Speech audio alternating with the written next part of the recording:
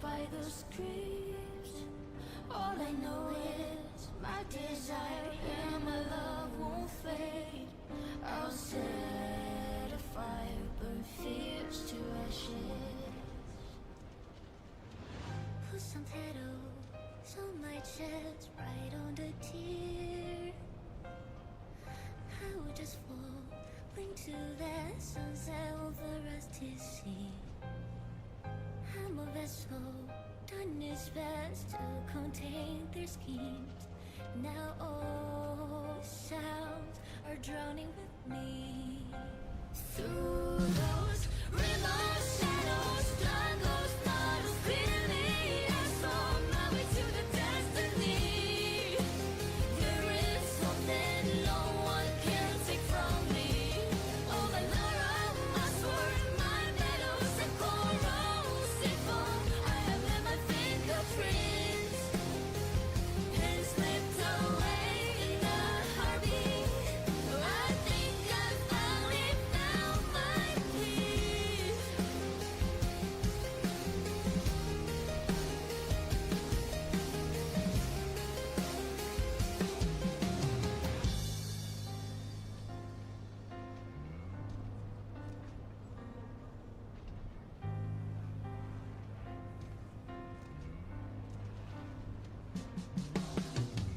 All the medals on my chest are glimmering. A flash of light burns my eyes, making me ponder again. I burn the clouds with all the feel in my veins, but somehow I linger and die. Through those rivers, shadows, struggles, puddles, clearly I saw my way to the destiny. There is something no one can take from me. All the bruises are the clues that lead me to solution to my doubts and deepest fears. Glory's not all about winning, but blazing till the last minute.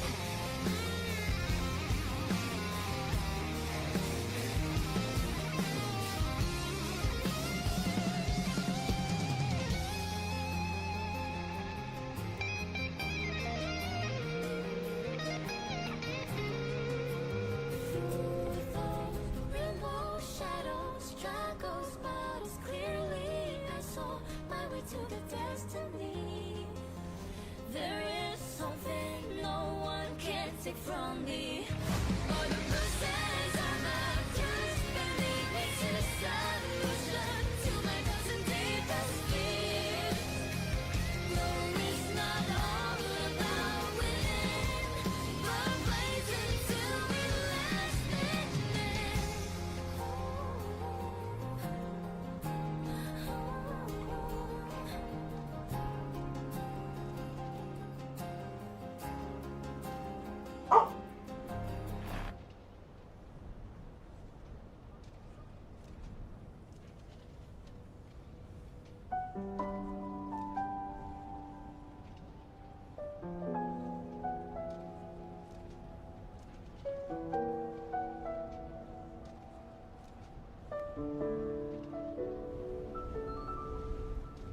Hi, it's been a while since the last time that I saw your smile. What a perfect fit. The last piece have fallen into place. I've been craving to touch you like moonlight stroking your face. My dear Every, come hold me near.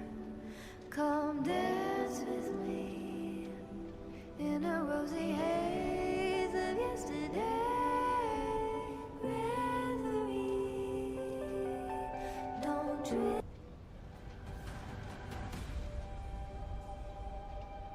Life through a swan before a careful number I could hold. I stood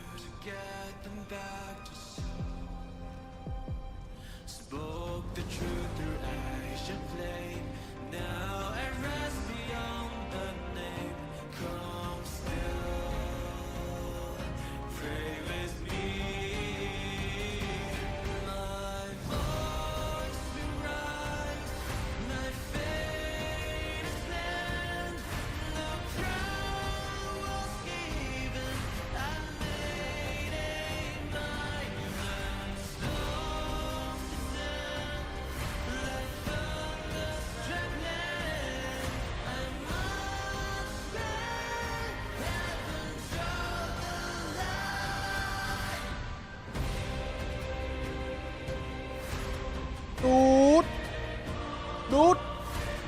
Bop. Bop. Beep. Bop. Beep. Bop. 2 minutes, you're right.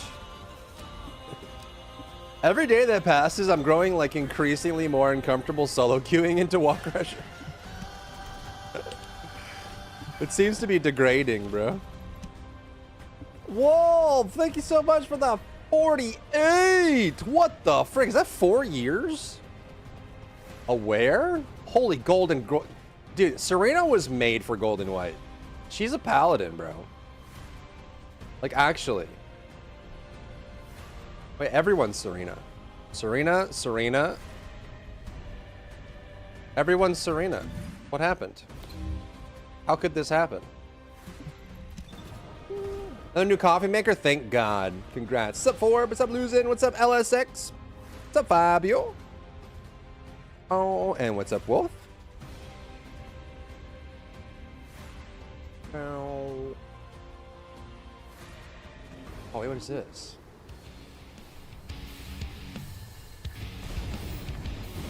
What's up, Alec? The old new one broke in like a week. Damn. Well, I hope it lasts longer. Yeah.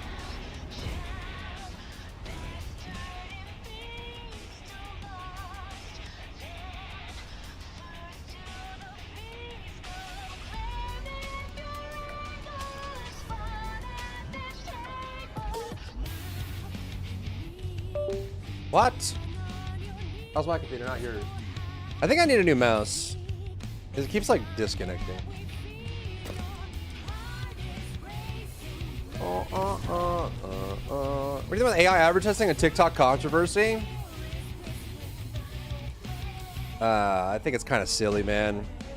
Either they did it on purpose and they're trying to backtrack, which is bad, or they didn't like check and verify the submissions, so it's negligence and it's bad. It's like no matter what, it's bad. And also apparently one of the guys that was in it, someone used AI to create the video from his likeness, but he didn't give permission. Like someone just copied some content creator's face to do it. Hey, as long as you're happy, Fabio, that's all that matters. Serena needed in a wall crasher? Yeah, she is. I want to buy a new coffee maker, but I keep buying Caliber. They can't keep getting away with it.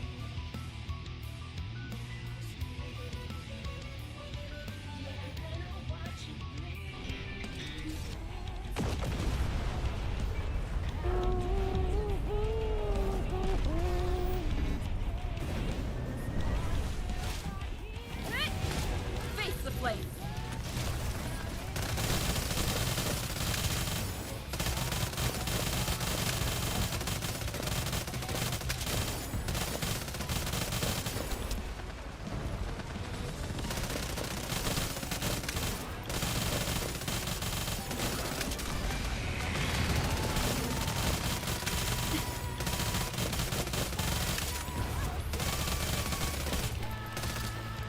Bro, please.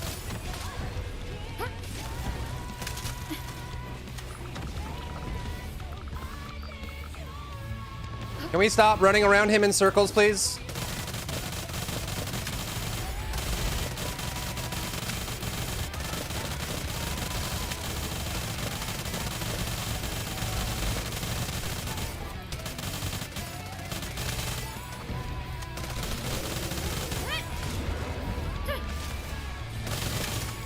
Oh my God. I'm gonna morb, dude. Making him pirouette in the middle of the arena.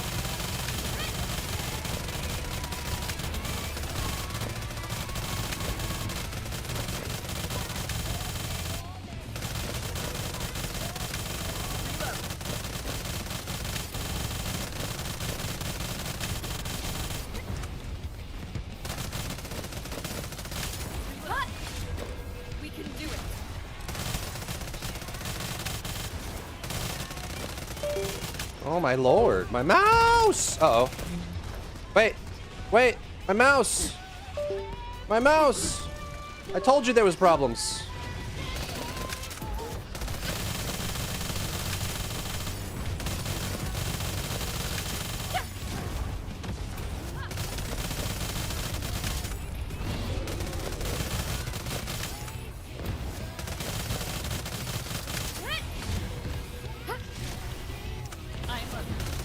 Dude, these guys are gonna drive me crazy. Just trying to make sure Wall Crasher gets his exercise.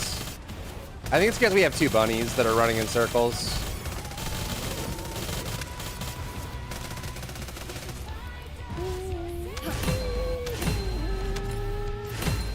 Older gamer, I'm 51 and game every day. Yeah, I mean, older relative, you know. Still young as heck, though, you know. You know? What's up, TJ? Wall Crasher's full XP, it's like 4.7, 4.8 billion. Something like that. Just under 5 billion. Got a good league start plan for Thursday? Nah,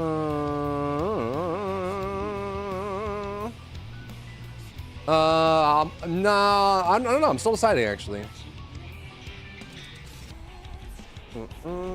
Yeah, the bunnies were running around him in circles. So I think that's why he was turning so much. Kind of infuriating, but what are you gonna do?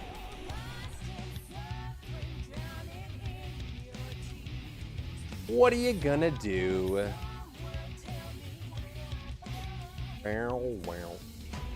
All right, yesterday's poll was swords. People like the swords, bro. Swords, characters, lounge, and then skins. I just wanted to see if people would vote for skins at all. And they did.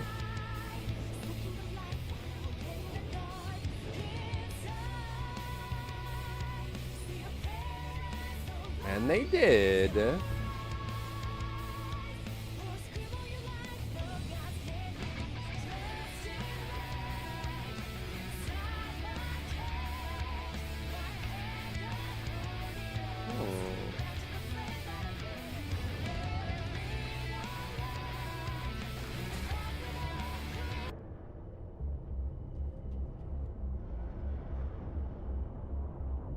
45-minute trailer tomorrow. We'll see, bro. We'll see what it is.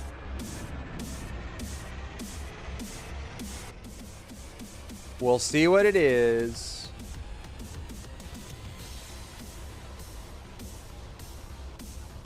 Let's do like a global gaming poll today. Not game specific.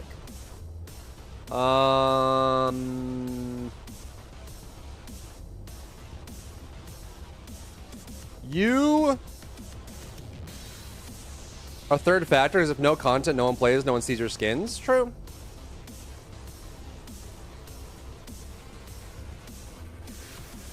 We'll see, TJ. Yeah, I mean, I think Beastmaster and Necromancer are going to be really cool, hopefully. You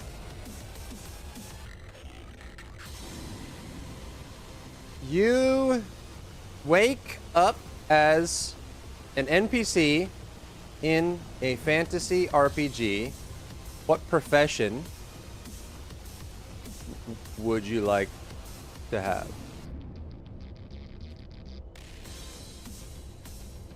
Blacksmith?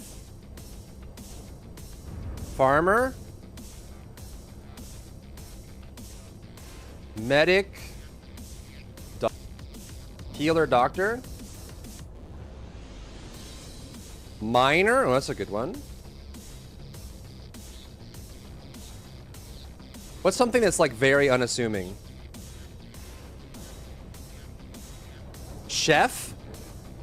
Oh, like a Elder Scrolls, like a baker?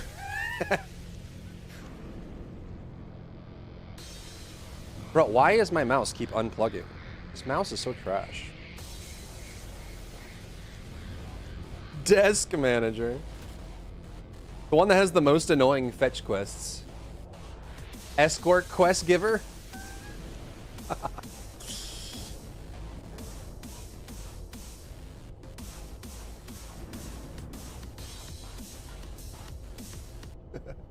Yeah, Baker? Can't wait for Battlefield. It's cool, man. It's cool. Hopefully they make some cool changes before launch in October.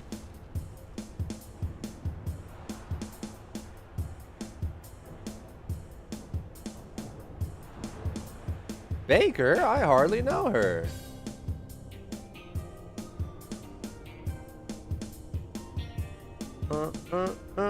What is up, child?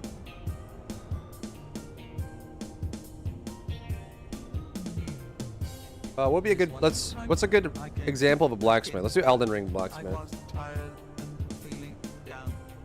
Then my friend told me that Salmo has the best sweet rolls in town. So I went to try the sweet rolls, got my best shot, fired down. Then I took one bite, and by the divines, I knew you'd be back. like the Lay out your arms. I could eat Let's sweet get smithing. rolls all my life.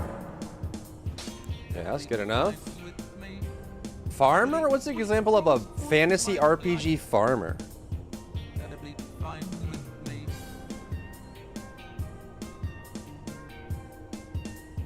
That'd be fine with me.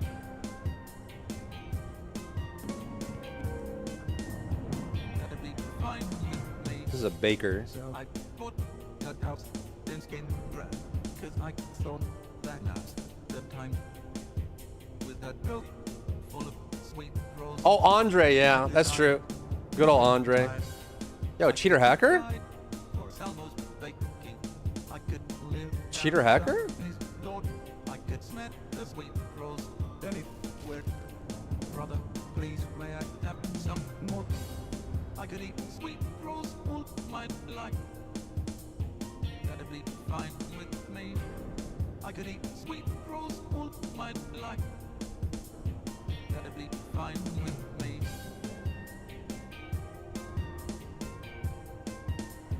That'd be fine with me.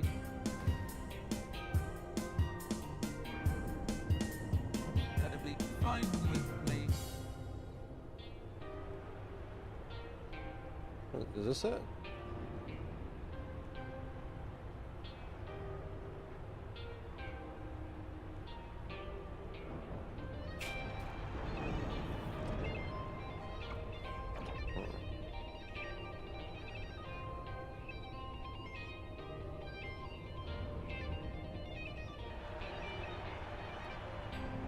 I could eat sweet rolls all I don't know you, and I don't care to know you.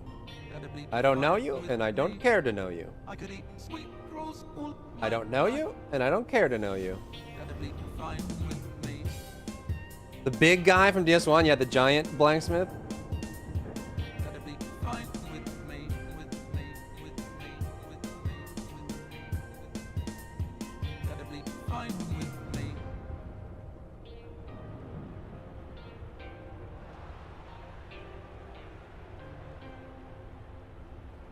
Is there like footage of Salmo?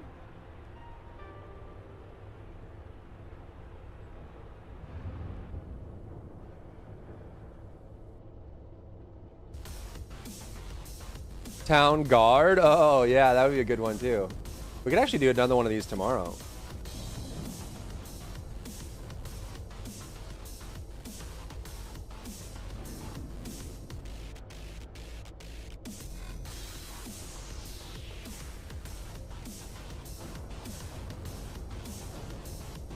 Oh, this? There's Salmo. Why is it so hard to find a picture of Salmo?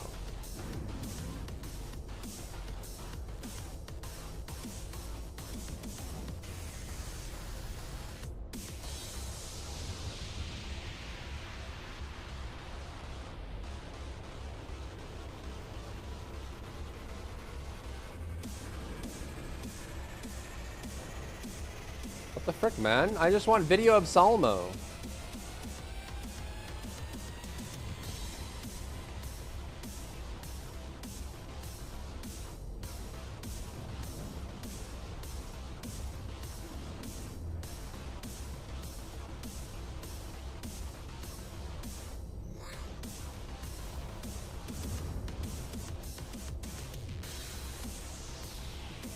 Dun, dun, dun, dun, dun, dun, dun, dun.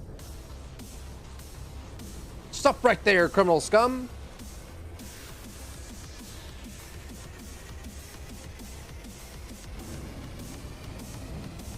I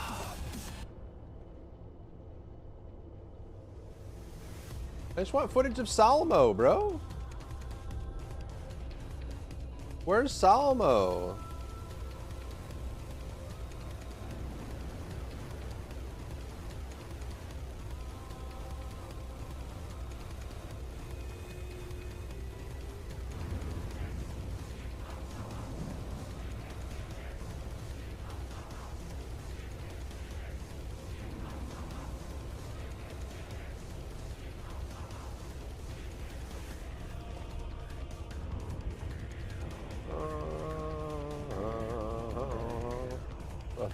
Oh god, this is terrifying. Samo is famous for his sweet rolls. One taste and you're in heaven on top of the world. Yes.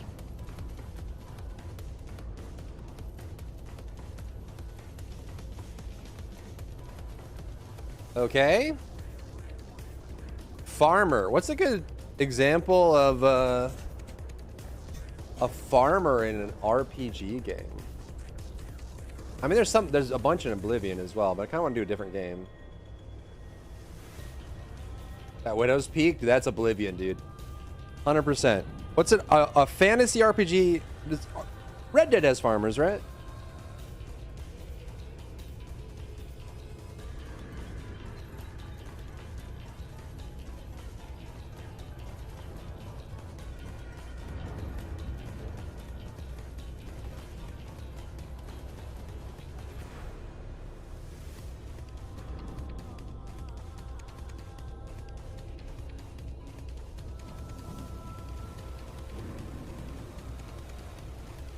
Toxic, bro. Why are we picking on the farmers?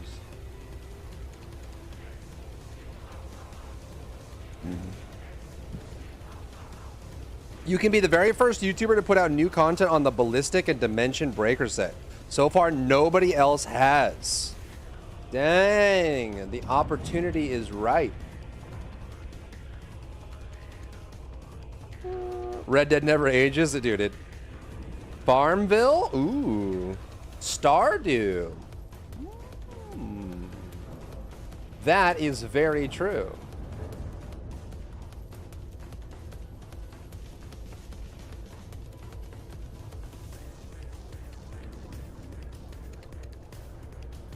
Move sack to chicken coop.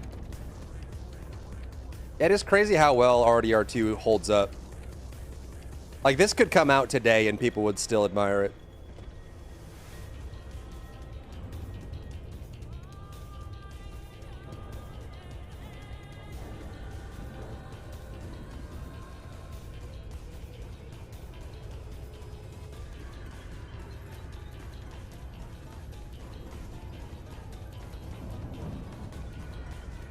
All right, and then Healer Doctor. What's a good example of a fantasy RPG healer or town doctor?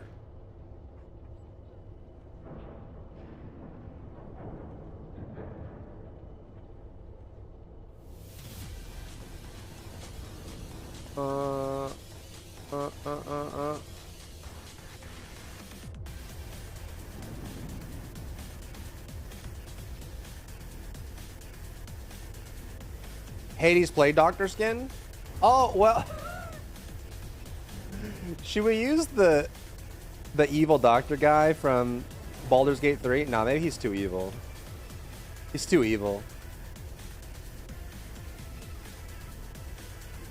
What about like one of the apothecaries from Witcher 3?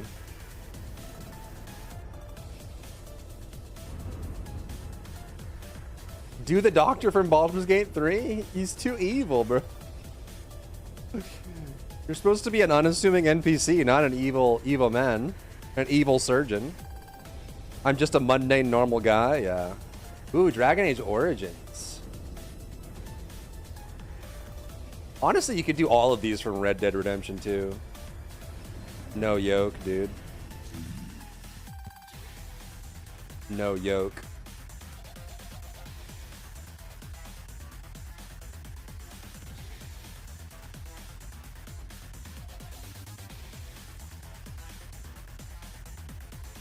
What about the Witcher 3 Apothecary?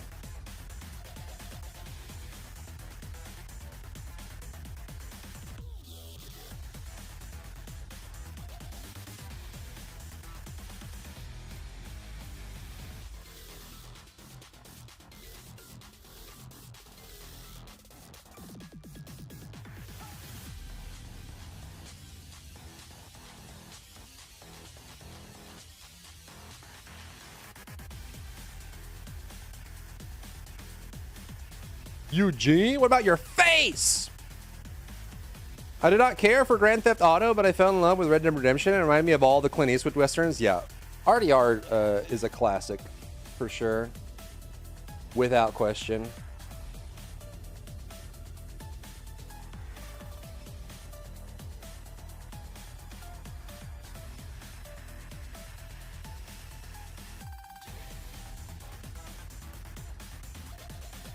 Bum. All right, that's all of them.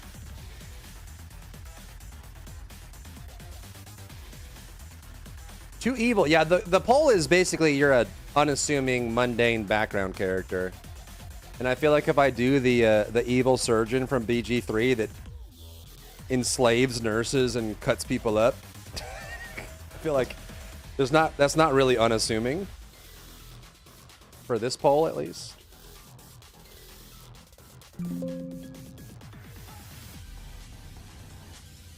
Imho. That's just my humble, honest opinion. My humbly honest opinion.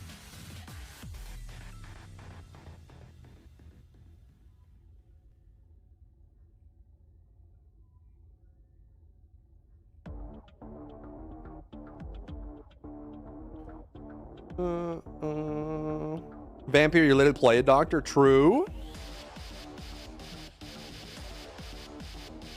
True and real and true.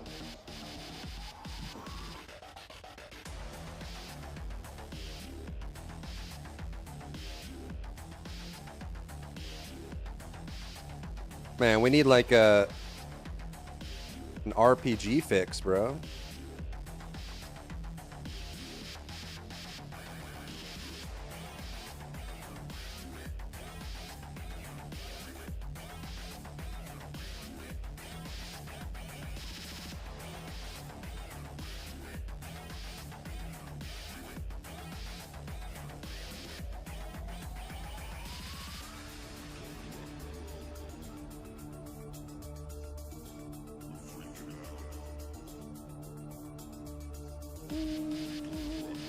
I watched a couple of your Lost Ark guys, and your intro was so good during them times. Oh yeah? What was my intro back then? Or maybe we do a playthrough of Judgment, dude. Oh my god. I love the Judgment games. Judgment 2 was such a trip. What a masterpiece.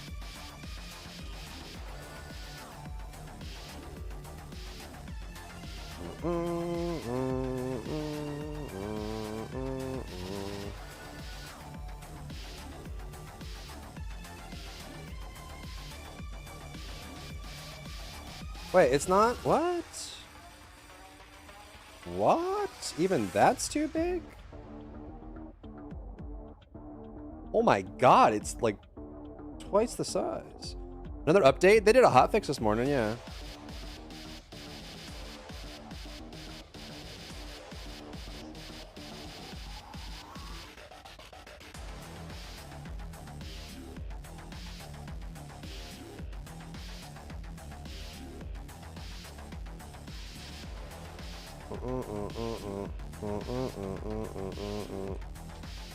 Back for Blood Doc? Ooh. True.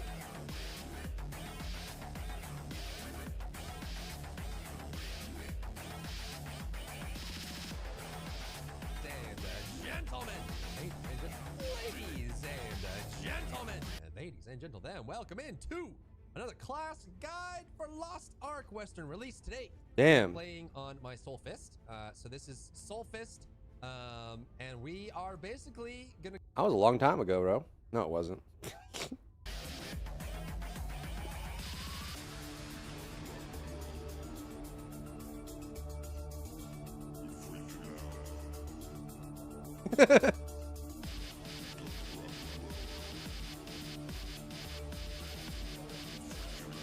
Old school, bro.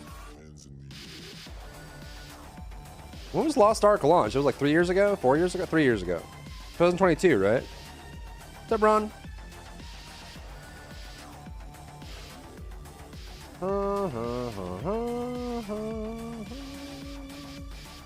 There we go. Alright, here's Blacksmith. Elden Ring Blacksmith. Okay. La la la lee lo la.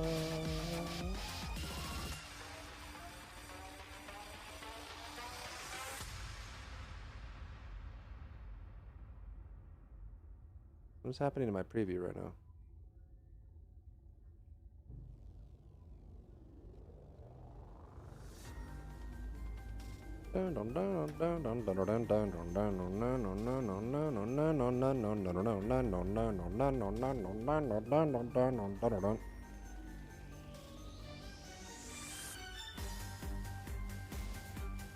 Gotta get the Widow's Peak in there.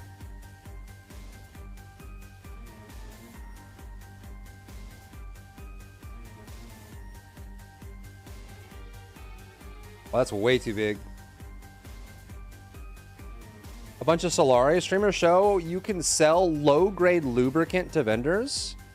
Yeah, you want to make lube in mass and hand it off to other people? Sounds good. Sounds good. For the person available for us common folk? Which one?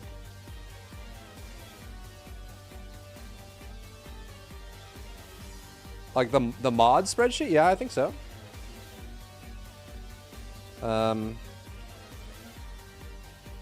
What does this do?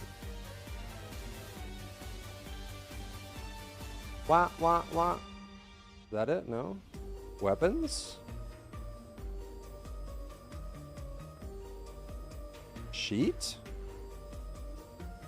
Ah, there it is.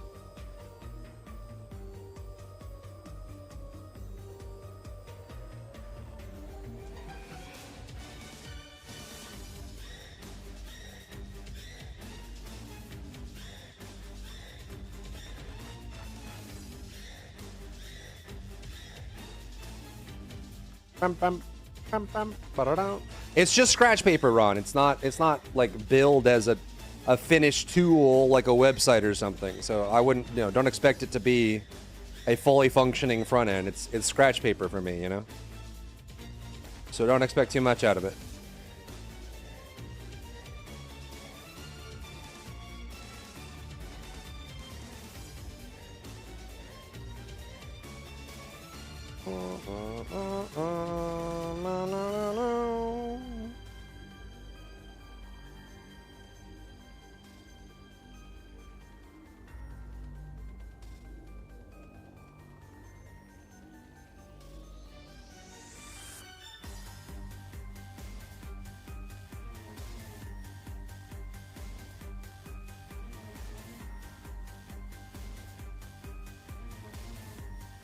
No. I'm worried about farming flower sand, especially to shorten the breach animation of the stupid worm. I mean, I haven't done it myself, but I would be surprised if it was suddenly impossible. It's not like it was all that difficult before anyways, right?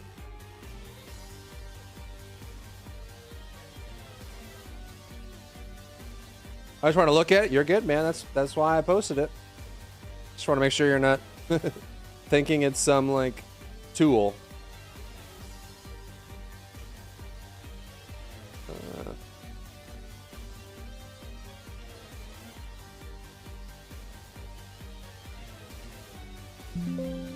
I think that's gonna be too big. And 16 megs for a GIF is kind of small, huh?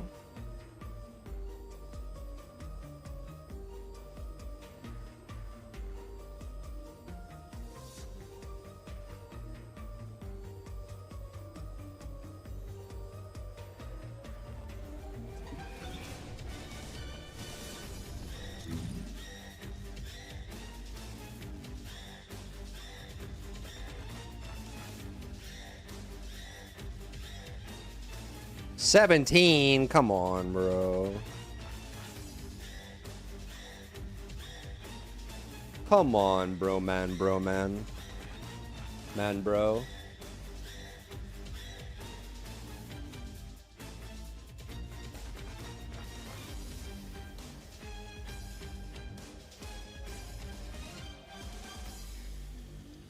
Okay, farmer.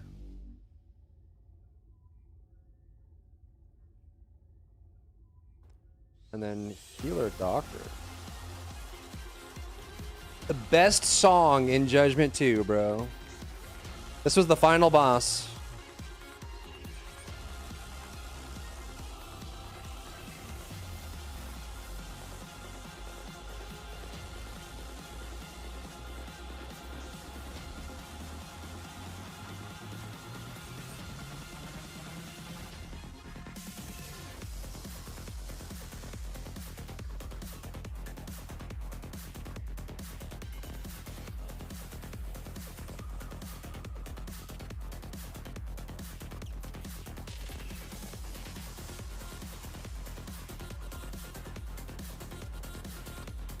It's probably one of the best, like, emotionally appealing boss fights in a game that you could have. I can't explain it without spoiling the plot of Judgment 2, but, like, it was like one of those boss fights where it's, like, sad at the same time. Like, you know you have to fight them, and they have to fight you, but you're not happy about it. And it's like, it's just, the whole thing is just emotional and sad. Difference of opinion. Kind of thing. So good. What's up, Borizzle? Anything Gamescom may show? Maybe. Basically Clair Obscur. I haven't played Clair Obscur, I don't know. But sounds similar.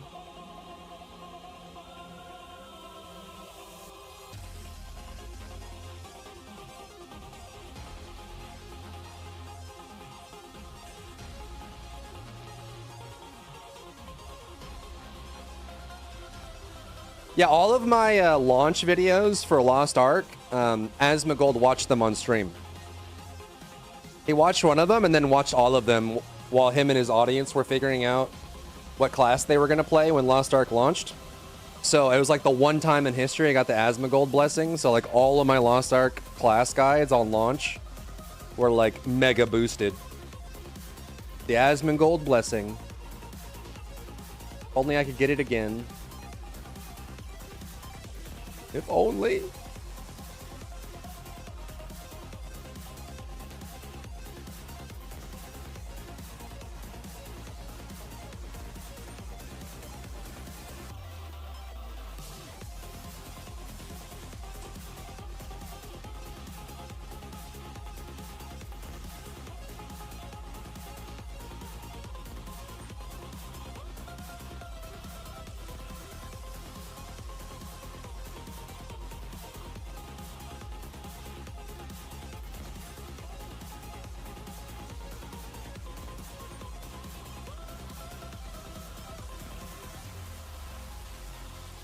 Still gonna be too big?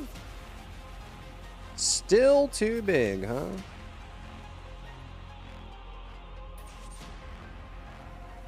You watched the review one? I don't think so. I think that one just people wanted to see what people thought of the game.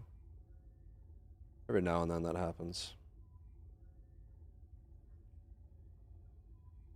Go. Okay, you wake up as an NPC in a fantasy RPG. What profession would you like to have? Healer, doctor, baker, farmer, blacksmith. Asmongold Rip? What do you mean? It's Asmongold Blessing, man. Dude's got a lot of pull to throw around, so when he directs people to your videos, they do better. Regardless of what you think of the person, he's got viewers to throw around. All right, let's see what people think.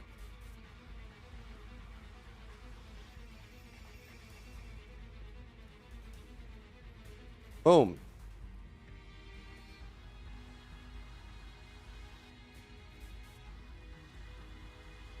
Bada boom, bada bing. He's whack. New poll, chat. Check it out. Vote on it. Or else.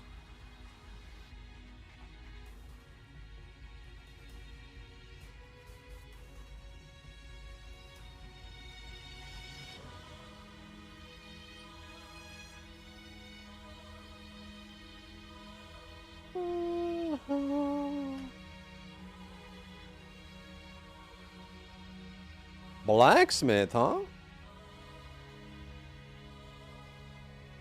Whoa.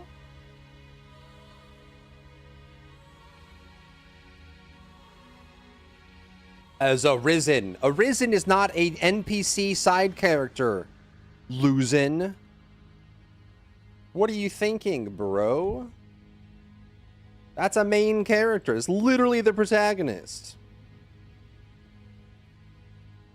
Ridiculous, ridiculous. Ridiculous, bro. This mother trucker.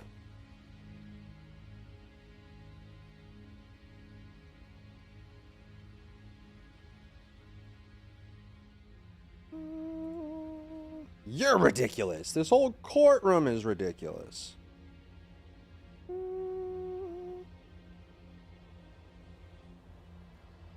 Make a blade worthy of a Lannister and I'll be swimming in riches? True. Yeah, good blacksmiths were pretty well taken care of. But back then, like, there wasn't really any gear to protect you. Like, I'm sure that you got some crazy injuries from doing blacksmithing back in the day without any good protective tools or gear.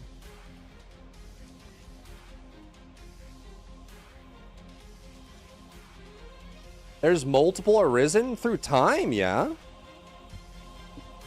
But there's nothing about the Arisen is a side character. Nothing about being the Arisen. You're literally the fated one. That's not background character material. Going deaf? Yeah, going deaf. Going blind probably too. It's not like they had like goggles back then. Probably had tons of burn wounds and missing flesh and scars and stuff.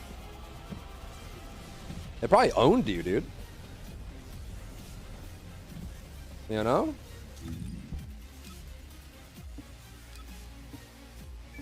Probably got owned.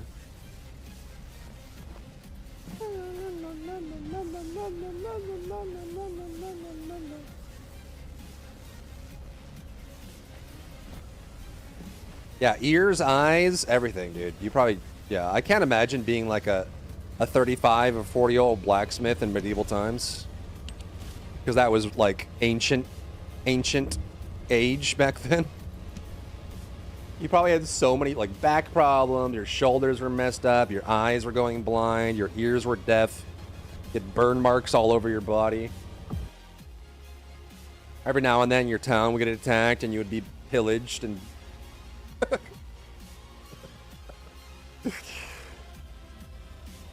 probably non-stop suffering.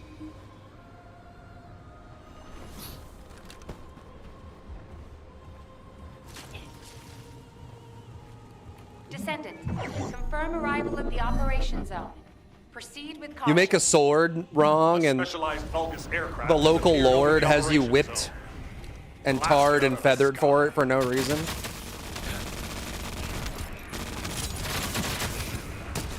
Reload.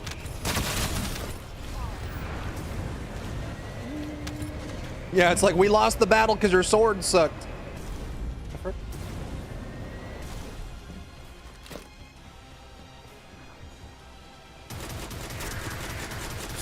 Get the blacksmith and put him up on the gallows. Ah, dang it. Not again. 35 to 40 in 1800 was like 75 now. Yeah, it was. Yep.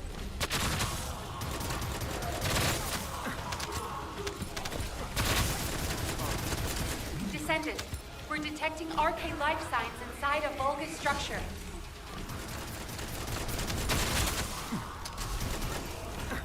Reload.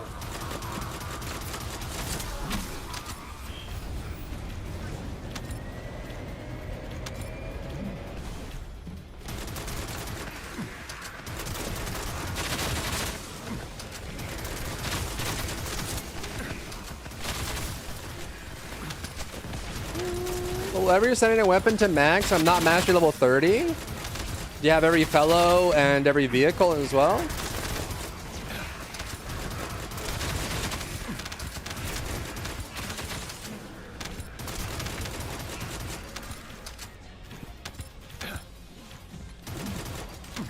Reload. Wow. Wow. Yeah, the fellows and the vehicles give mastery too. And make sure you're also doing the blue and purple weapons as well, because those also give mastery. I am the original.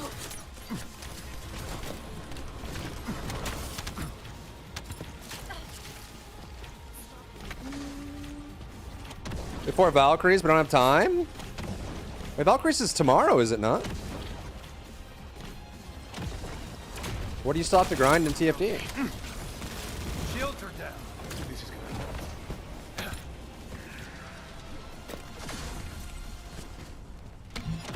What?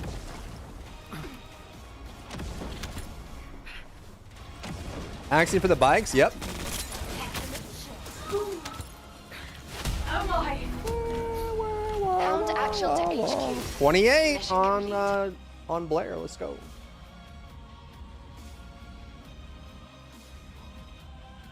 And people don't want to be a baker. People don't want to be Salmo the baker. Come on. I feel like making bread in a peaceful settlement wouldn't be too bad. Is Blair fun? Yeah. A lot of people like him. A lot of people want to be a blacksmith. I feel like baker would probably be the safest, to be honest. Blacksmith would probably be a lot of fun. It would just be extremely hard work and painful. Picked farmer.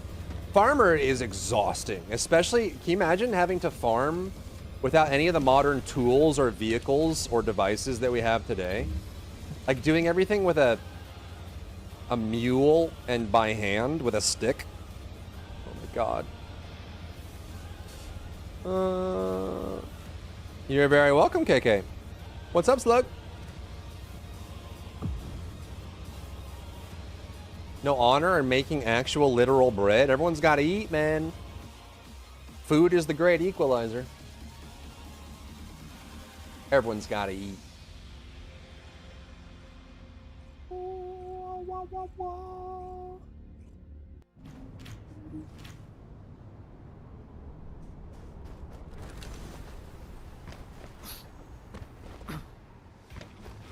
Descendant, confirm arrival at the operation zone.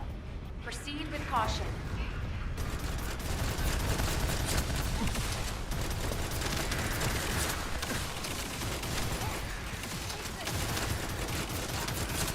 Reload.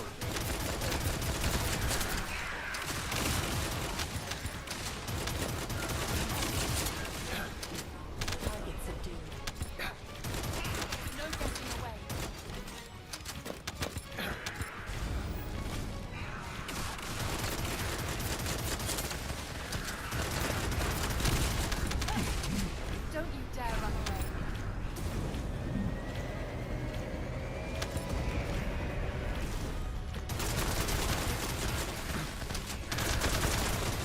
This is easy. I can do this. The great-great-grandfather probably had to do exactly. Loading. Back in the day. According to plan.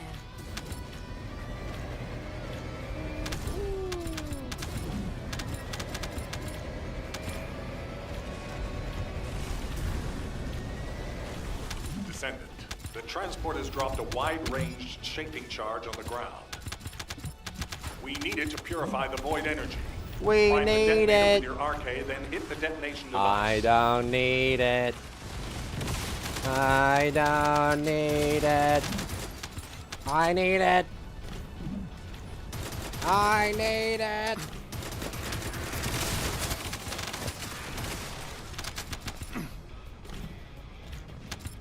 Oh, over here, bro.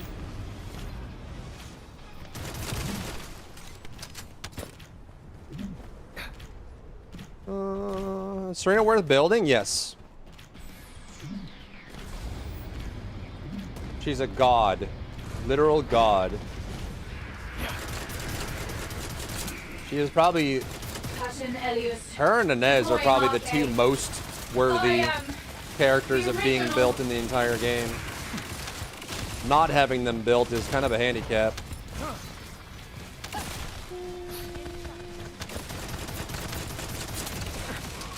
Like if you only built Serena and Inez, you could do every content in the entire game with ease.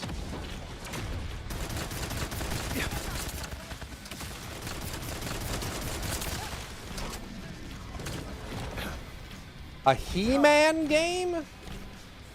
What? Eugen and Jaber. Yeah, that's totally what I meant. For sure.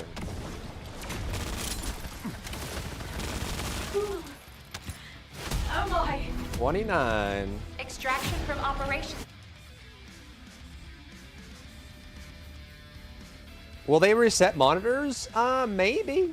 Or add more. They said they want to add more missions to Axiom. Monkey, thank you for the 7. Wow, wow, wow,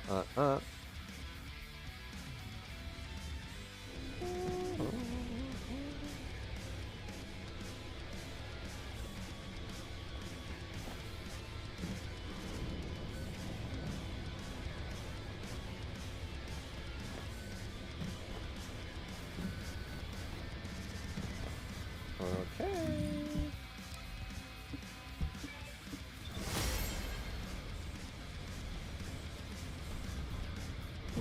Twisted Knickers is my band name? Oh, yeah? Invite me to one of your shows. I don't believe it. I don't believe it. You're a Nell convert? Nell's pretty good. They did a great job with Nell. Cool vibe, strong but not overpowered. Bring something new to the cast. Now, if only they could do that with every character they release. And also, if only they could fix the bugs that she has. Is Jaber now relevant? Yep, he is. You can use him in Axion, yep. Sure can. Yeah, I saw the 3 Kyles plus 1 Luna, 1 shot of Stormhanger. Descendant, there are ancestor drones which give off inversion energy. Top and a Bun, container if that is with your real unidentified name. objects stored in this location. The enemy aims to artificially combine these two forces to cause an Triangle, inversion circle, overload square. explosion. Wow.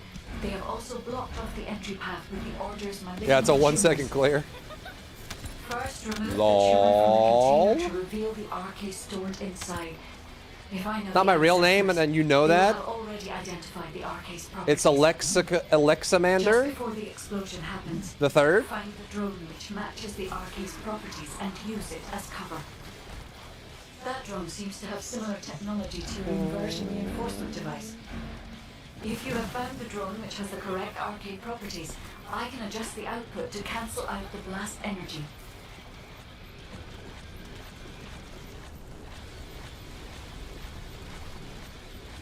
I regret asking for more work. Yeah, but your wallet won't. The commander of Right. the Order of Truth has malignant tumors throughout Circle, their square, body. X. We need the inversion energy emitter installed. And since you're on the planning to ancestor drone. move, more money is always good. Is Keelan worth playing now also? Yeah, he's good. He's chilling. He's being chilling. What? Wait, is this the wrong one? This is the wrong one. I'm dead. I don't know what I was thinking. No one talks about Estimo? Yeah, that's true. They don't. He has too many animations. They need to lower his animation count or raise his damage. Square, triangle, circle.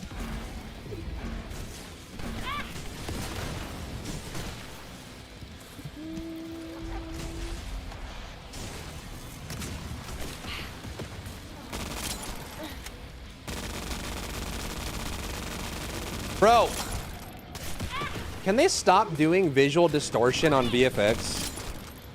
Because of the refraction effect, it looked like I was shooting him, but I wasn't. I was like shooting to his left.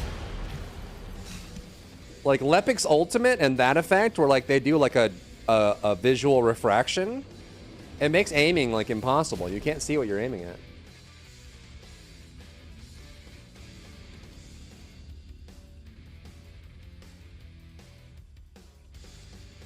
Especially was bug for you earlier? What?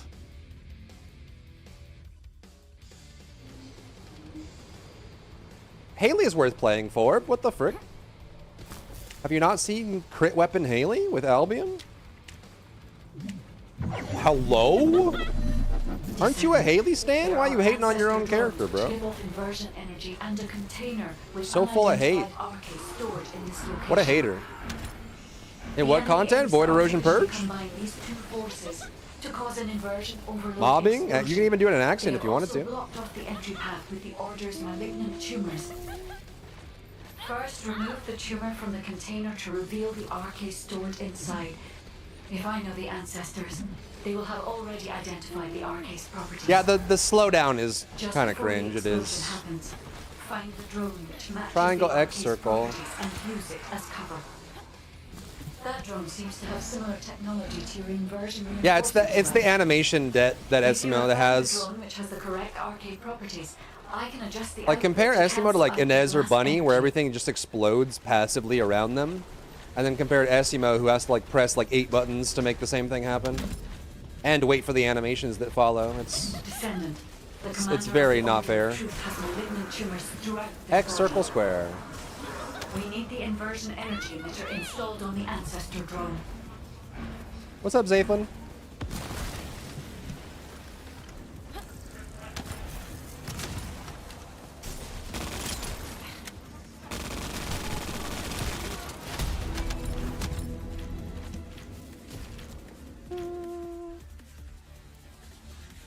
Wall crasher lobby? We could. Crash my walls. Away, don't fall and crash around me. The guilty call. Something, come home.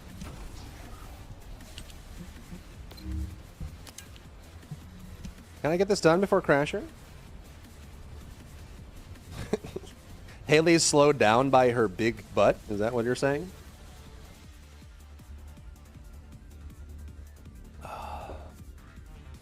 What is your descendant tier list? Sharon and no one else. I think you're right about SCMO, and well, SCMO still can be useful. He's just really slow. Lepic is in a rough spot. What changes will you make to Esmio to make him viable? Lower the amount of mines he has to put down and lower his animation time, or greatly increase his damage. It has a large output. I think the TFD designers would benefit a lot with a stronger understanding of opportunity cost.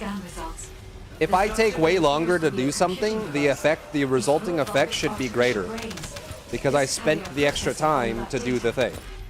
If I take 3 times as long to do something and it's equivalent or worse than another character that can do the same thing just way faster, then you're not respecting opportunity cost.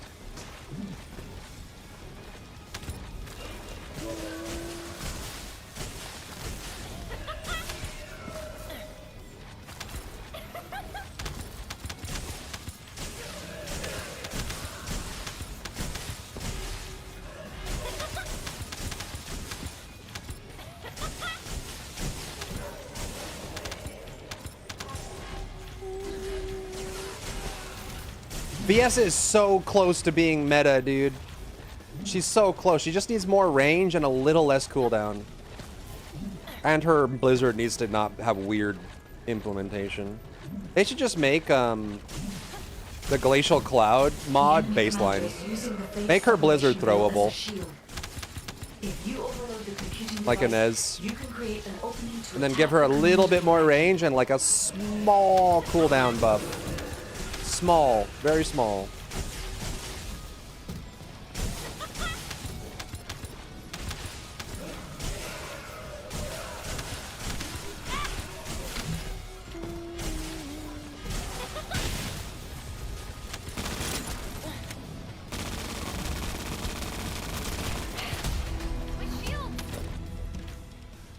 Haley has 0 mobbing capabilities? If you run Haley with her crit build setup and a mobbing weapon, she has mobbing capabilities.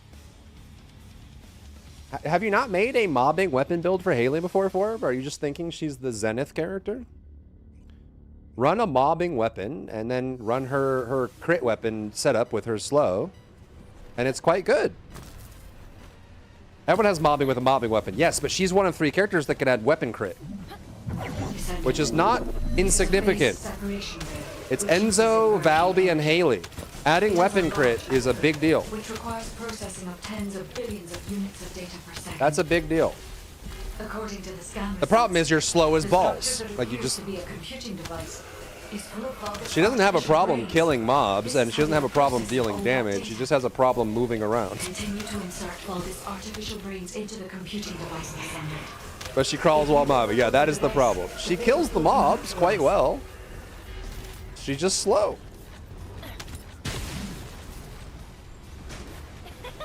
Name a worse mobber than Haley? Lepic? Kyle? Eugen?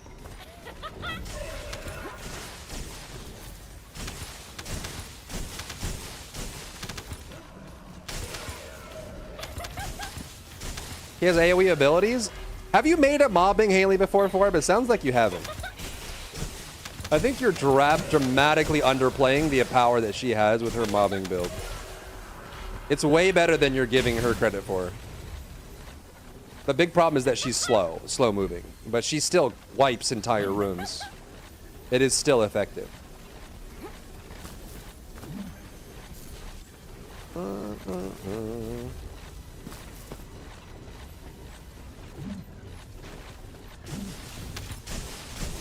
The enemy commander is using the face separation. Yeah, I feel like they... I don't know. I feel like with Ult Eugen, they're going to need some pretty big reworks for him, for Ult Eugen to be hype. I feel like Ult Eugen could be a very big DOA if they don't do anything special with him.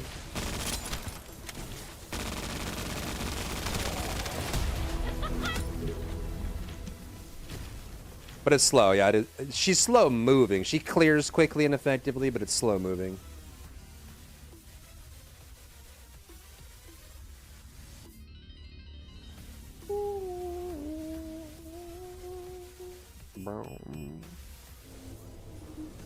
Gender bend Eugen and then problem solved. True? So true and real. And true and true.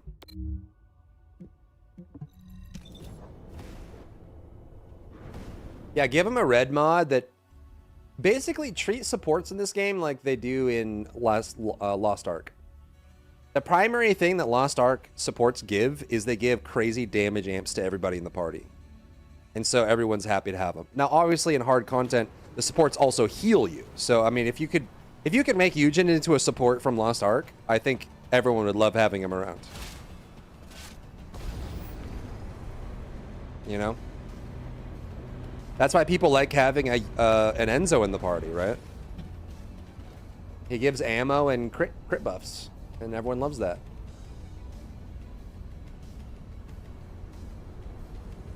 Add you? Can I? 1, 2. Maybe I can.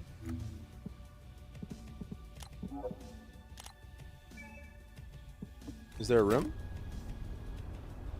Which game is that? This is the First Ascendant. If you give her a non-primary weapon with 2 sprint cores, you can eliminate a lot of that slowness.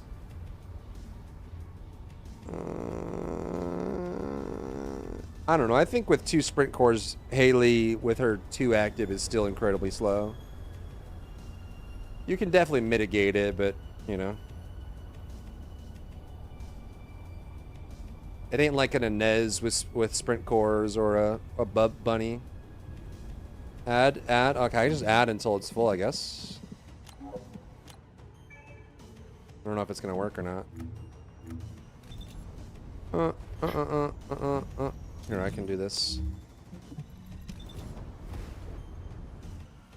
What does the slow max out at? It's pretty high.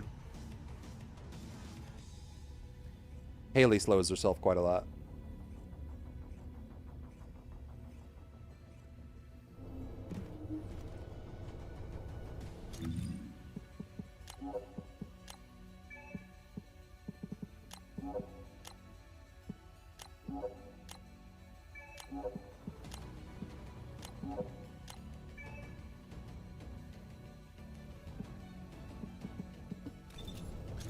What even is the slow?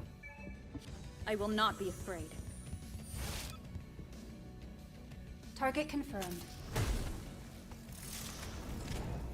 Ready to fire. 2.5 times 16.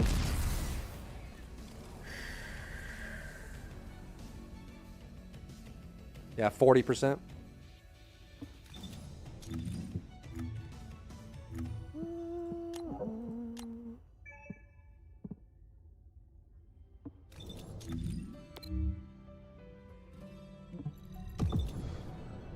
You can red mod for Jaber, making his turrets move freely around him would make him an S tier descendant.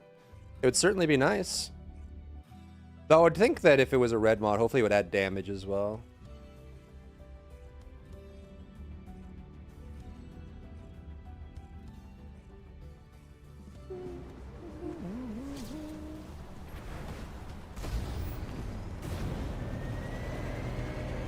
So Chaka, what's going on for the agenda today?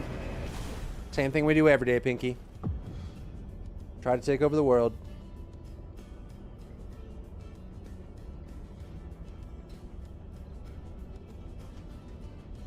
GoonsCon officially started. Should we watch?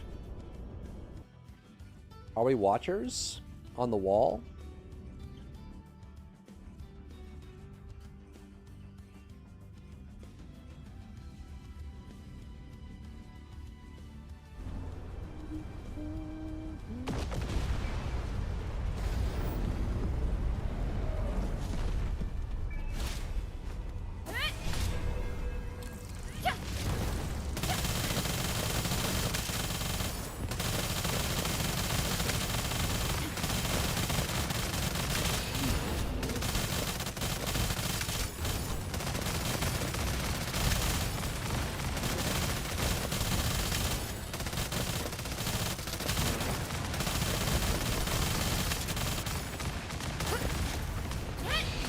Face the flame.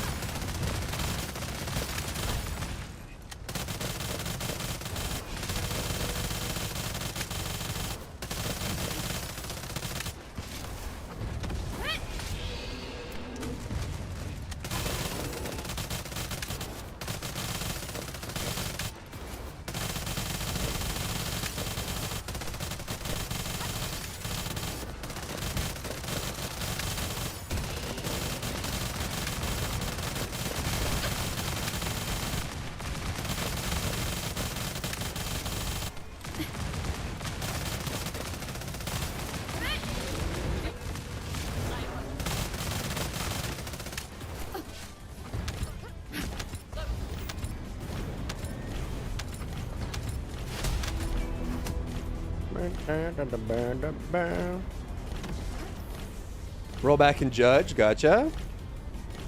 About the Frostwatcher, the increase in damage. They need to rework Frostwatcher.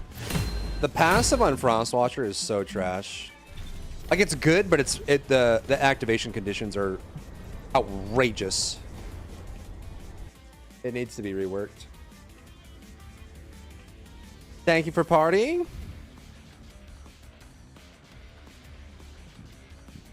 Exactly, monkey. It's getting worse every day, Hitomi. Silksong is real? No, it's not. I will never believe it. I will never believe it. Until I boot it up and it says Silksong on the main screen, I will never believe it. Ever. Bloodborne PC and Bloodborne Remake and Silksong are all just illusions.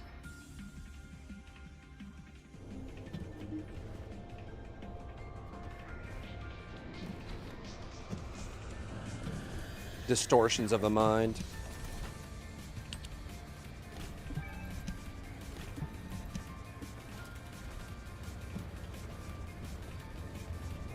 No no no no no no no no no no no no no no. You can't say that. I just did. Do something about it, punk. Punk. Magister's Lab hard.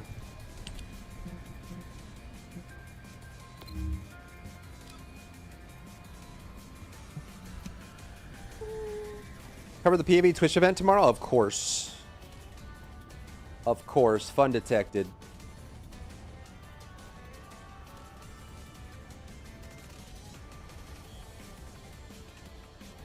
Leave your laptop on? Heck yeah, man. Black Ops 7? What? What?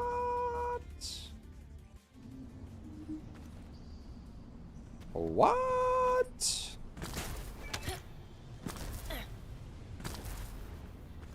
HQ here. Commence when I mission to lore? recapture Magister Lab.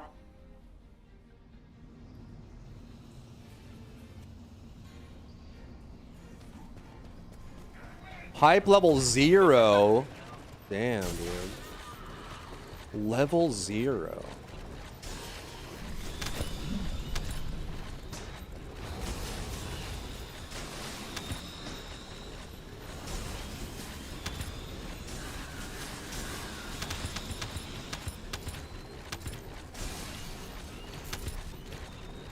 Oh my god, dude. The spawn rate.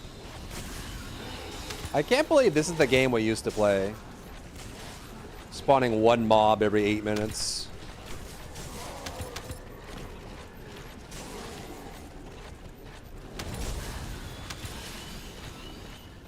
Take another right turn. He's taking another right turn. Action RPGs. Nothing else gets me out of bed.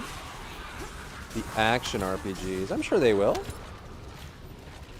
Pretty popular genre.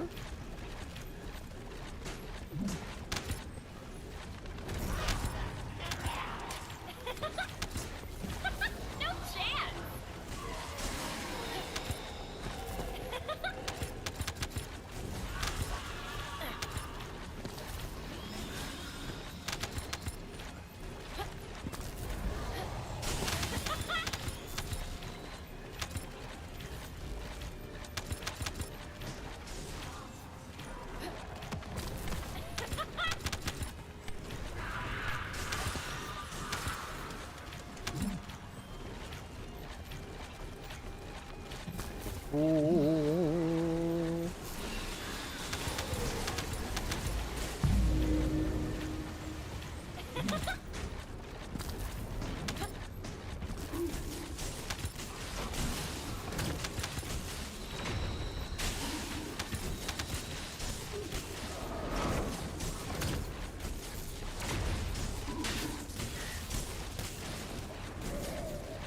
Mission complete. Thank you. No, no, no, no, no, no, no, no, no. Start enhancement material. Start research for a catalyst. But I already have one going, so I have to wait to complete this quest. Oh my gosh.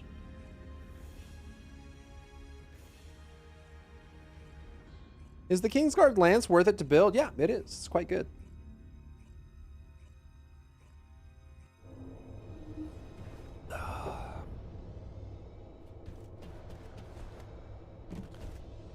Ba, ba, ba.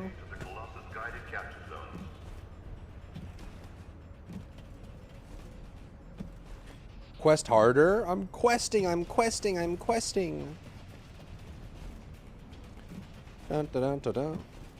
I'm gonna quest. If there's something you need, you'll need to pay. Yeah, so I have to wait for this to get done and then start a new one in order to get the quest progress. Why? Were you ever big on Warframe? I played about 250, 300 hours or so total. So no, I wouldn't say I was big on Warframe. I tried to, but the community rejected me like an organ transplant that got kicked out of the body.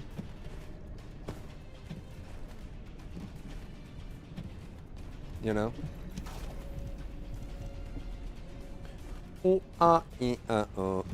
Kingsguard is the same with Jaber. Jaber holding a more mechanical, smaller version of Jaber in his hands. Double Jaber. It's people say it's not. I haven't found a build for it. Do you have one by chance? I don't have an updated Kingsguard Lance build, no. But it is quite good. The in-game community or the Terminal Online freaks? A mix of both. Mods?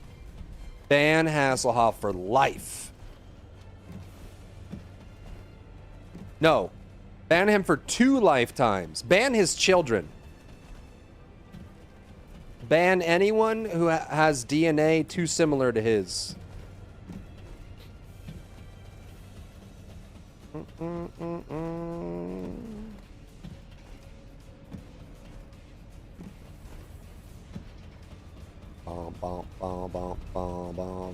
Bye-bye.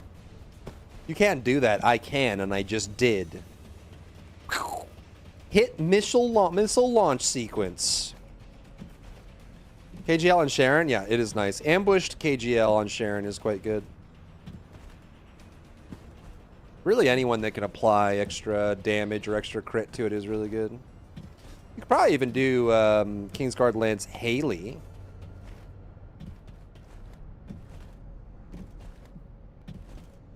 Do I go for crit or multi-hit for the Lance? I would say crit, right? It's been a while since I thought about it.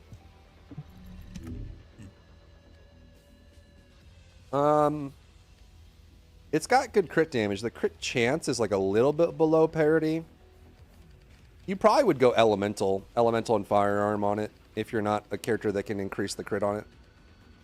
The multi-hit is okay, and I also don't know if the deployables on Kingsguard, do they trigger multi-hit or not? I don't know. Yes, I don't know if I haven't looked at Kingsguard recently enough to be able to give you a confident answer. Unfortunately.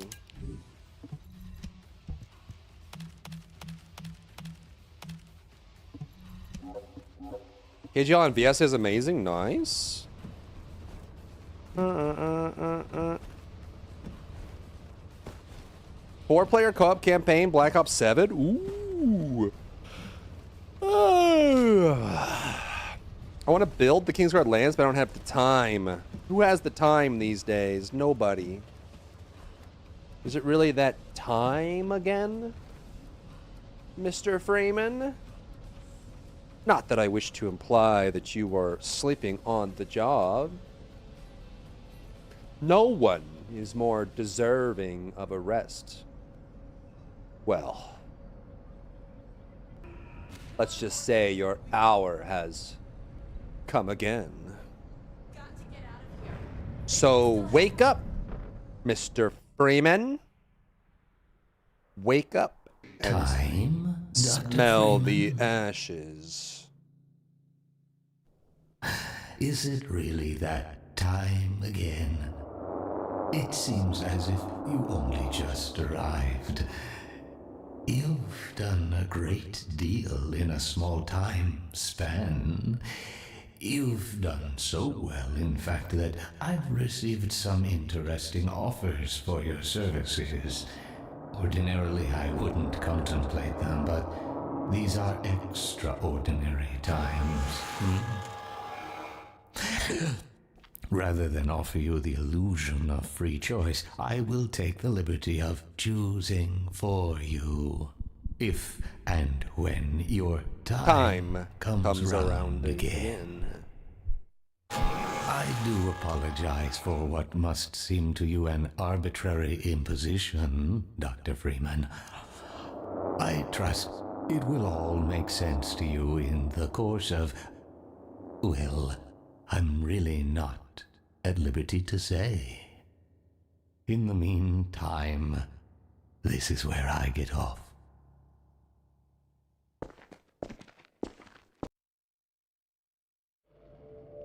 Rise and shine, Mr. Freeman. Rise and shine. Not that I wish to imply you have been sleeping on the job. No one is more deserving of a rest, and all the effort in the world would have gone to waste if... Until... Well, let's just say your hour has come again. Holy loud, dude. The right man in the wrong place. The right man in the wrong place can make all the difference in the world. So wake up, Dude, Mr. G-Man's pacing and voice acting was so iconic. Smell the ashes. Just like the awkward pacing and the way he talks is just so iconic, man. You can't tell if he's just weird or if he's like sick or something. It's just so unsettling. Such a great performance, man. How's that not taking up so much time for Gamescom? It's just the way of the world, man. Double stat KGL with Jaber's turrets and then switch to DPS weapon? What the frick? Are they announcing Half-Life 3? Bro. I don't know if they'll ever do Half-Life 3. At this point, it's just too late, you know? Just too late to apologize. Other than Ancient Knight for Wall Crash or any other good weapon, Excava, Divine Punishment. You can even do Enduring Legacy. Really, any high fire rate general rounds weapon, besides Last Dagger, is good for Serena. Because general rounds weapons for Serena gives her multi-hit chance and multi-hit damage. That's what you need. That's what you need.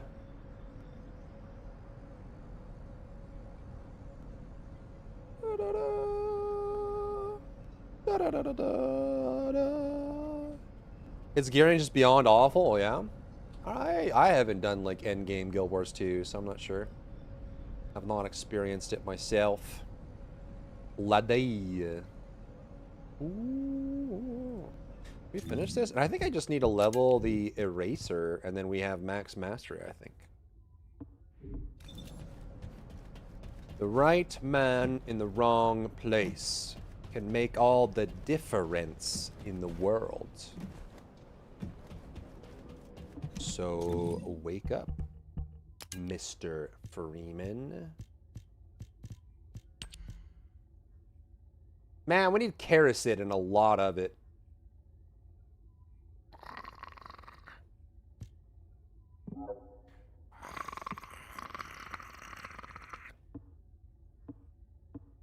Thought that weapon is not good? No, Excava's fine. Don't let random commenters and stuff tell you what is good or bad, Tyrell, you know? Excava's quite good. The biggest thing about Excava is the weapon core selection that it has is really strong, but yeah, Excava with several builds is really good, but it's also quite good with Serena too. Valve won't do it because Valve wants to innovate. They want to be the first to something or groundbreaking. They just won't offer that. Well, it's also like, it's been so long, Half-Life 3, no matter how good it is just going to be scrutinized because the expectations are so high at this point. I honestly think that Half-Life Alyx was the spiritual Half-Life 3. And it was a chance for them to innovate by doing VR. And I think they did great at it. I think Half-Life Alyx was really good. But I don't think we should. For them, I don't think there's any value in them doing Half-Life 3. Too much expectation at this point. Dun, dun, dun, dun, dun.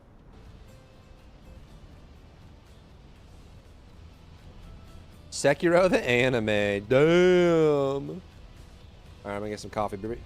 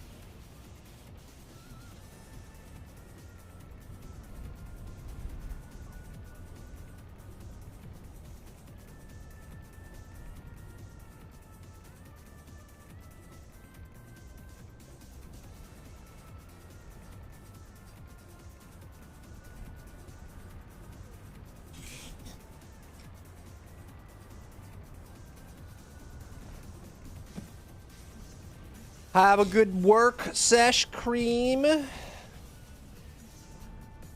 Does anyone know that skin? The one that I have? This is like the original Ultimate Bunny skin. The Apex Predator.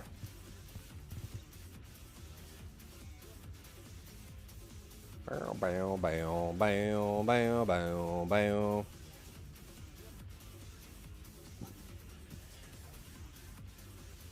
But Exterminator is quite good for destroying special enemies in Axiom planes. That's kind of it. That's kind of it. Gamescom is pretty good. Should we watch? New game. Damned 2, mostly positive. Was it nuns? Or survivors, aggressive flashlight holding. Picking up keys. Puzzle placement. Looks like a Phasmophobia-like. With puzzles.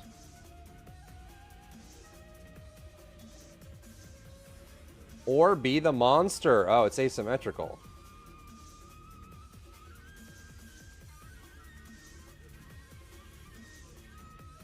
Spooky ghost.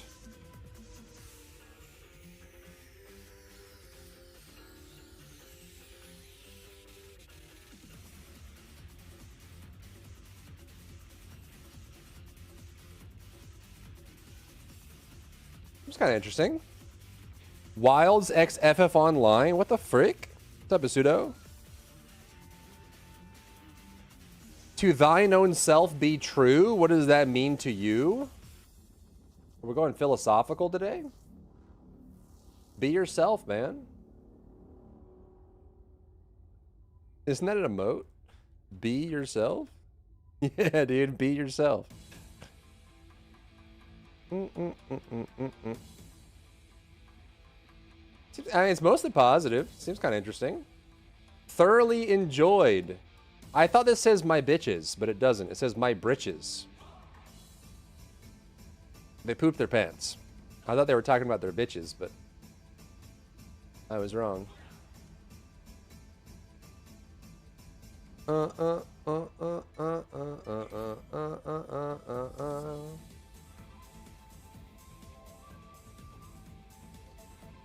Mr. Sark playing through the first one with Gassy and Nanners. Ooh.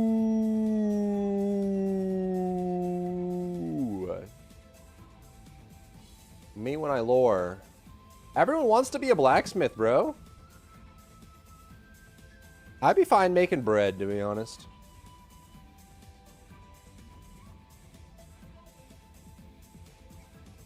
It is from Shakespeare. Ah. It's from a lot of things, actually. But in that specific Old English phrasing, then yeah.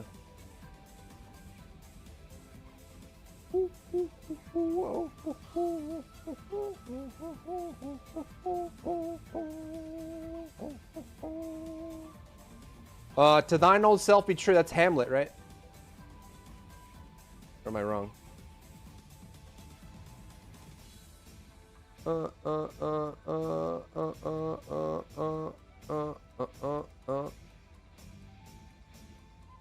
How about you can tell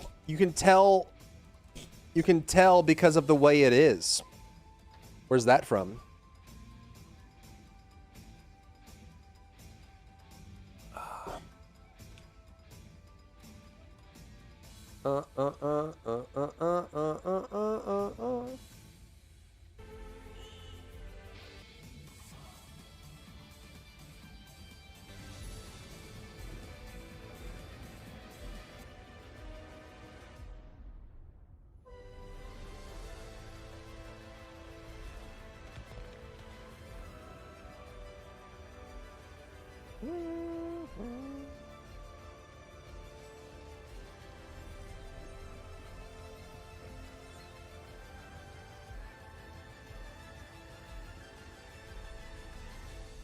Europa 5, finally, dude. How long has it been since the last Europa?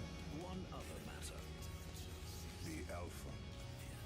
She was found. This will truly be the birth of a new world. A world where we are the one and only human race. So I keep saying Masterworks all, you can't go wrong. They're Masterworks all, you can't go wrong. They say all roads lead to Grand Soren. Why is she here?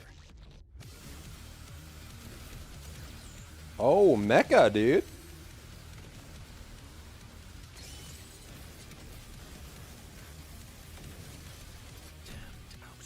You tore my heart out when you took him from me. Now it's your turn to suffer. Suffer! Hand over the Alpha and let us end this war. Oh, Mother. Thank you. The demo. Your sole directive is to now serve and comply. Do you comply? No. Why are we watching Yawnscom? Yawnscom? So we can go to sleep?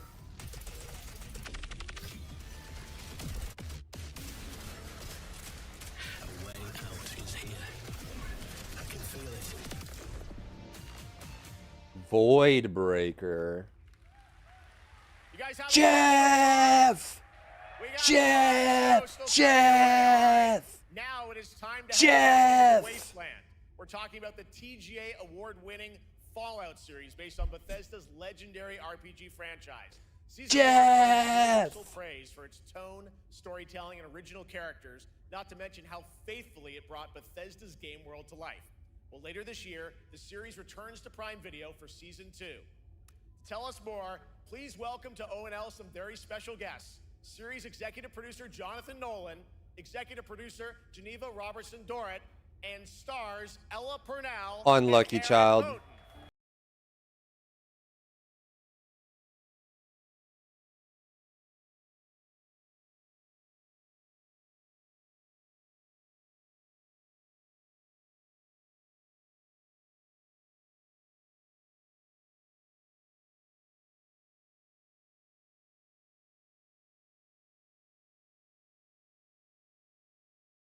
Lognay.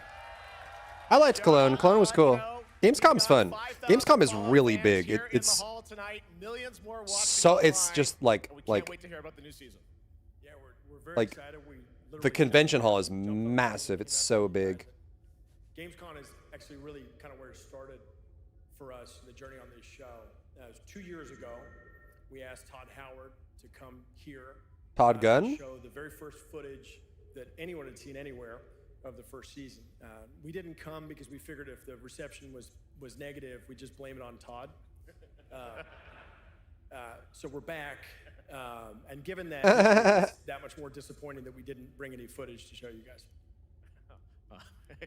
Well, let's talk a bit about Season 2. As we see behind us, it looks like we're headed to New Vegas. I simped right? Ella? Who doesn't, dude? Yes, Lucy and the Ghoul ended last season dealing with a lot of family troubles. She is So we thought outrageously it would only attractive. be right to send them to the most family-friendly town in the Wasteland to go deal with their shit.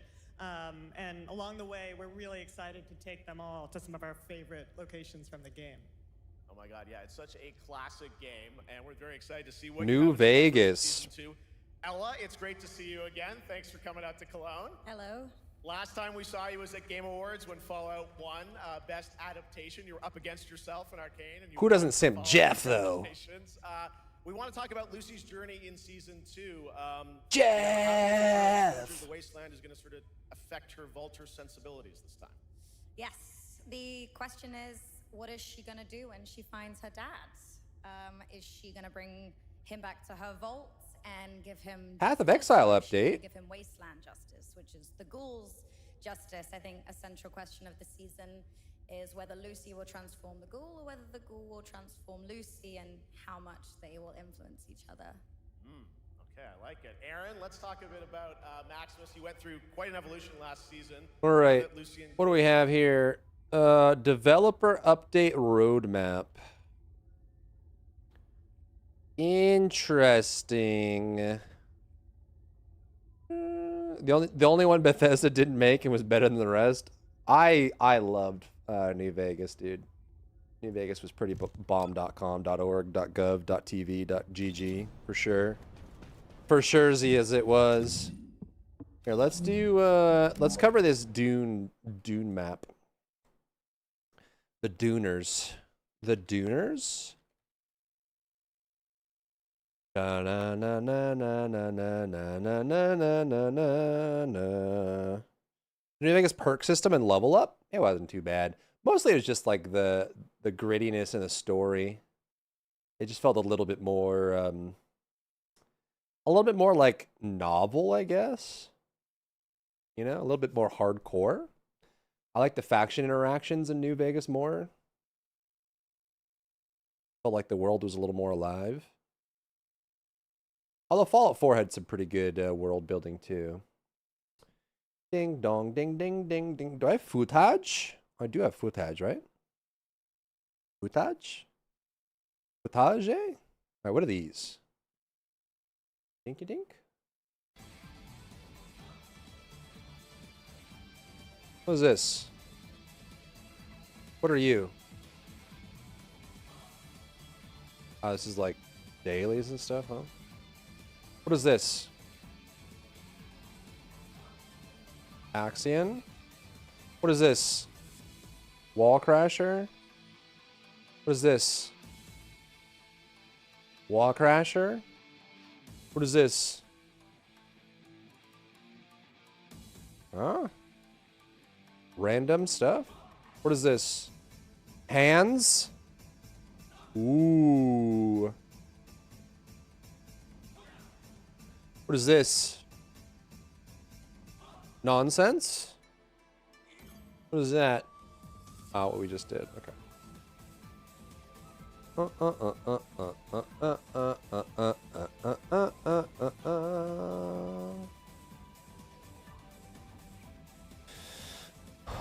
Our world's kind of kept it, and I hate the mindless stat dumping New Vegas has. You get 25 skill points per level, and you're just going to dump them. Yeah. That's like Bethesda original, dude, though. That's like Todd's favorite way of operating.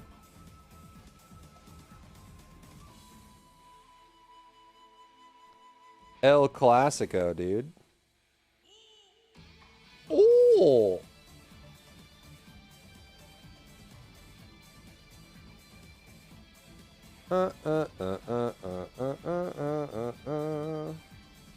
We are focused on improving this with a percentage of the team having their well-earned and state-mandated vacations. Customer service and the community team have not always had access to developers who can answer their every question.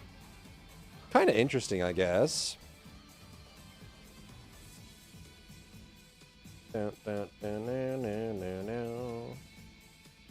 Let's turn the music down for the people that are sensitive to music. Why is music playing while you're recording? Why is music? Why music? Why would you ever play music? Ever? In your whole life? Ever? Ding donk, ding ding ding ding ding ding ding ding donk donk.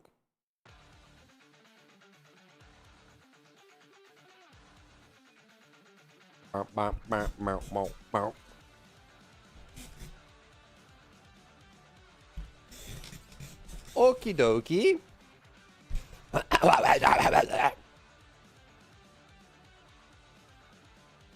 Hey, it's Dry Bear.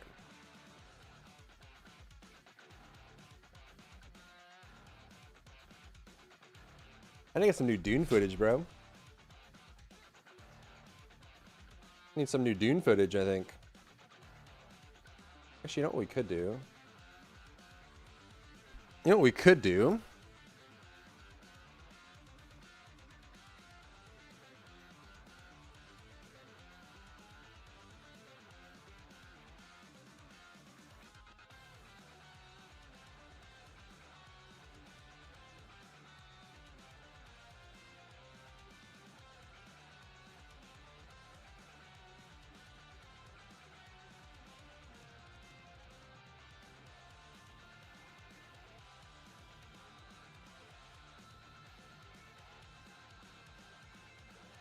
am out of space.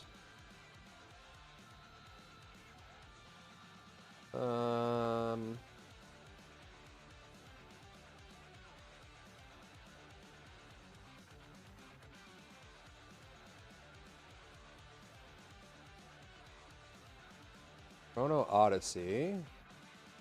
Crash. Crash. Crash.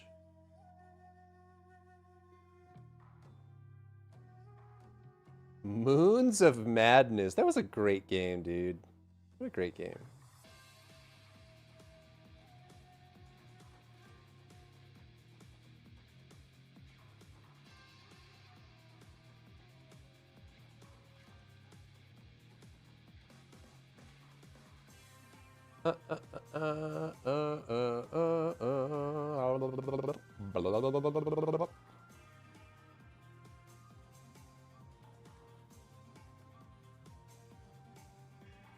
Da, na, na, na, na.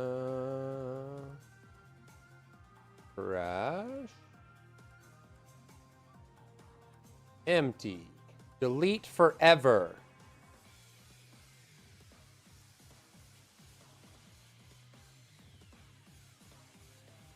No. There we go. Now we have room again.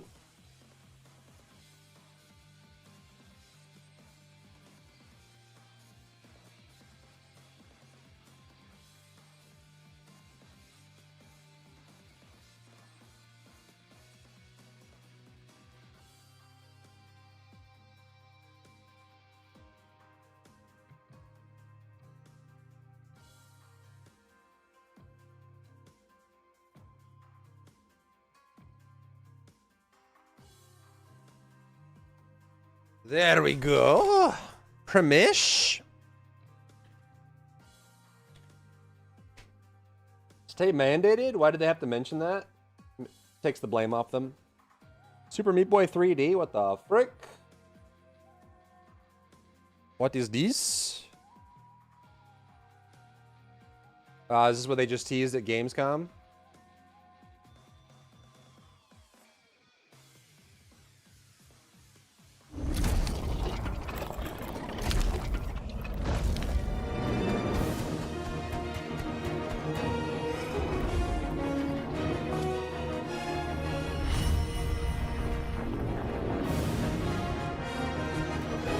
What the frick?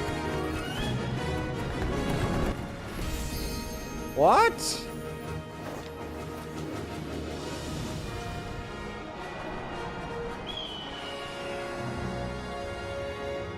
Wait, they did a whole map? I don't think they did that for World, did they? They just did like the Chocobo stuff.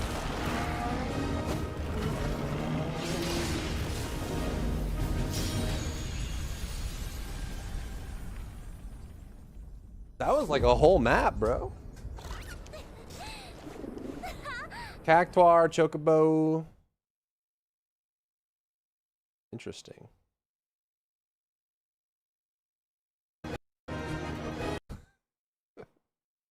Why here of all places, man?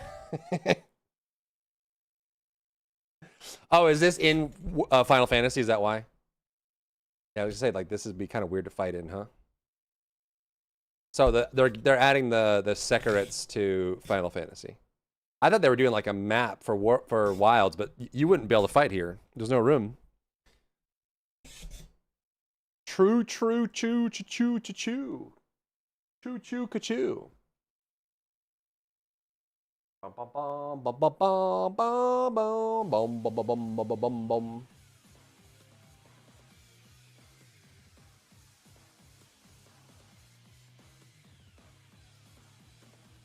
Bum, bum, bum.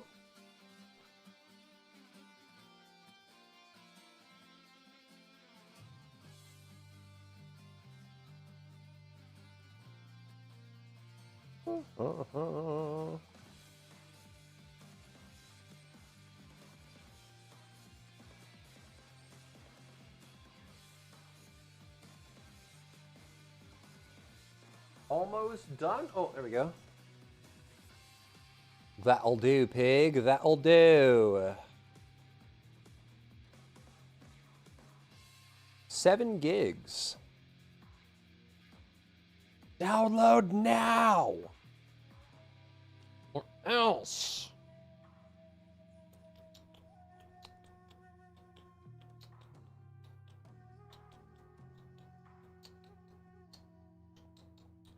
Dog days. Don't forget to farm the dog days. Ma. Farm dog days. Farm dog days. Around Camp Dry Bones or in America? Yeah, true. Did you see the Galbrana tease that has the woo-wah community in a tizzy?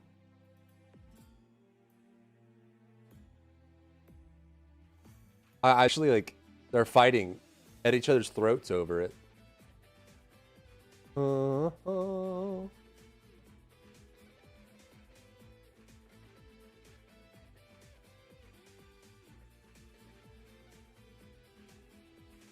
What tease? It was the end of their live stream. You didn't see it? I can find it while this is downloading.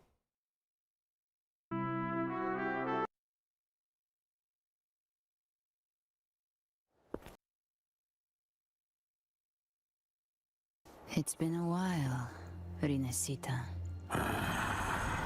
What prey do we hunt this time? The Trenodian. That, basically.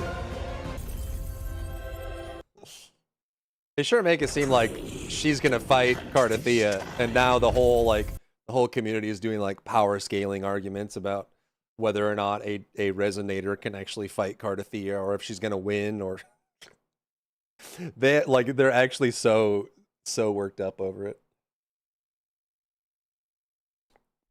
But she's got like some kind of like demonic voice. What prey do... Whatever that is. Maybe she's got like some anti-Threnodian powers or something. I don't know. Is it done? Is it done? Is it done? Did it download? Did it download? Did it download? Almost. 26 seconds left. This is how ornithopters make love, chat. This is how they make a baby ornithopter. This is how a scout ornithopter is born. If you can believe it. Crazy, right?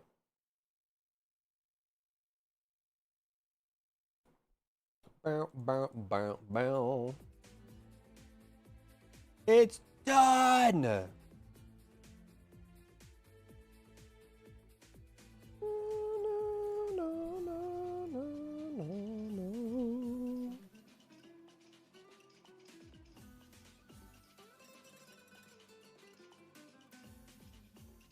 So there's that. What do we have here? La la la la la la la la la la. La la la la la. Cinderella Grey? I saw it on Prime. I looked at it last night, but I didn't watch it. I know it's the horse thing, man. I don't know, Dad. Maybe I just need to watch one to get the hype, but I just don't. You know? You know what I'm saying? Like, you know? I just, you know? I just don't. I don't. You know what I'm saying? I just, you know? Do you know? Do you know? Transform. Reset transform. Do you know? Hana Dorenadu. Do what you want to do.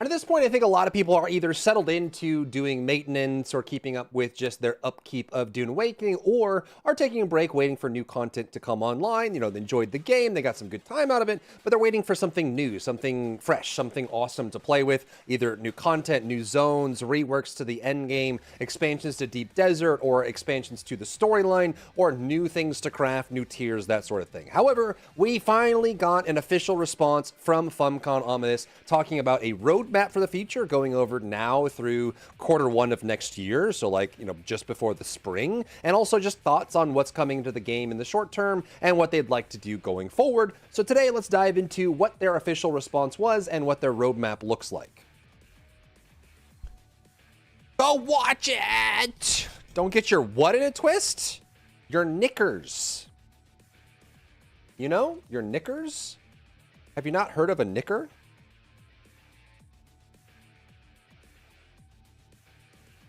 You never seen someone walking along the street with an article of clothing and you point at them aggressively with your finger and say, that's a knicker? You've never said that? Crazy.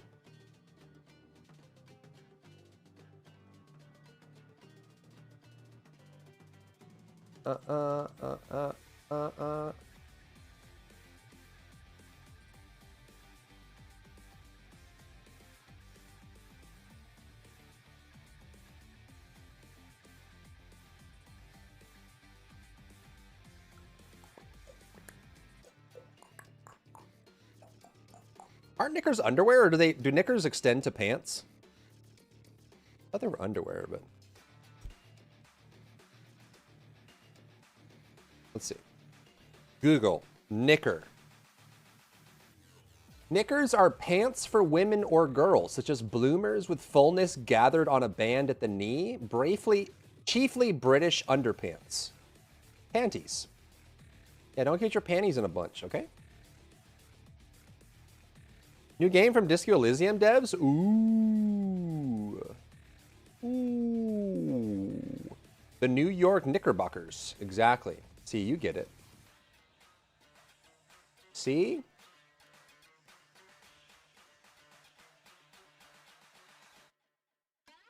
Season 2 comes in fall season?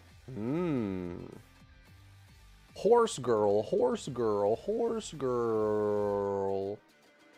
The season's so packed for anime, though. There's like 8 to 10 good animes this season. It's kind of crazy. It's kind of crazy.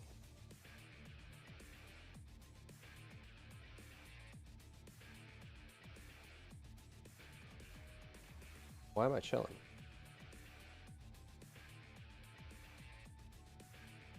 And they begin by saying it's been a while since they put their last letter out, and they do have an explanation for this as well, but they wanted to kind of get the community updated on what they've been working on and what their plans are.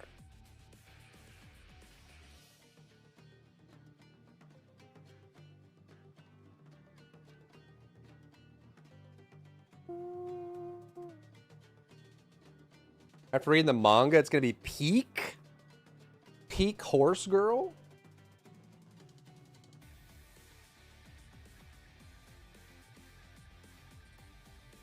They go on to say that the reason communication, customer support, and updates have been either spotty or absent for them is because they worked real hard on getting the game launched out, and then following that, they approved or had state-mandated time off, PTO, for their employees. So they say, apologize if people feel the communication around issues with the game has been lacking. We're focused on improving this with a percentage of the team having their well-earned and state-mandated vacations. Customer service and the community team have not always had access to developers who can answer their every question, which kind of is understandable. If, you know, if the UI team is out on, you know, they're out on vacation and you have a question on why a certain UI element works the way it does or what features they're planning to add to the UI, you can't ask the people that are working on it, so it kind of makes things a little awkward. But let me know what you think about this response down below.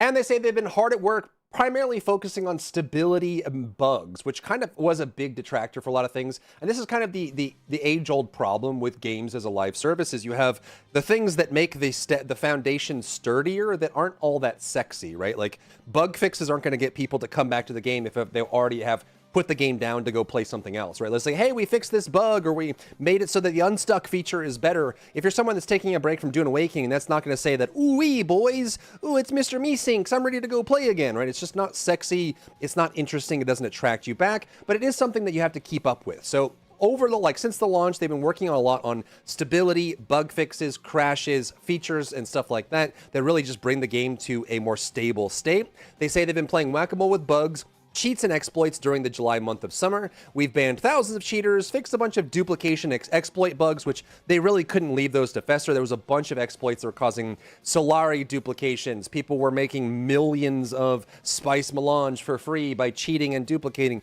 People were glitching into people's bases and stealing their stuff and then glitching out. People were blocking entrances to bases and making sure they couldn't get out. There was just tons of stuff going on. Then they shipped that patch that made everyone's base get destroyed because it was in the wrong area. There's bugs where the worm was destroying things that were in safe zones, tons of massive issues, and they've been kind of trying to fix that as they go along.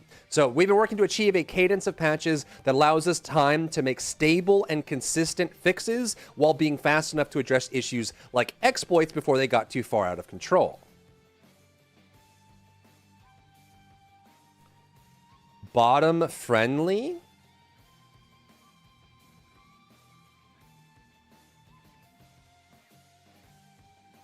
Have they talked about Dung Awakening at Gamescom yet, chat? Does anyone know?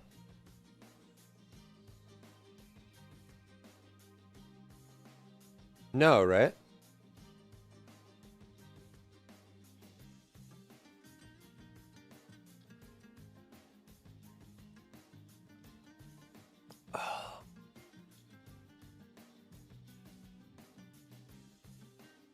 Then they go on to say that this week, like, Gamescom just started a few hours ago, so they're working on, like, the opening night of Gamescom, but now through the rest of the week, they're going to be doing tons of Gamescom events, and they do say that for Gamescom, the Funcom will be announcing Chapter 2 for Dune Awakening, a free update, and the Lost Harvest DLC, our first major additions to the game, which we'll be releasing in parallel, and once that goes out, I'll probably cover a video on that, just so you stay in the know. Some of you will know that while Chapter 2 and the DLC add new content and cosmetics to the game, they are not focused on the end game.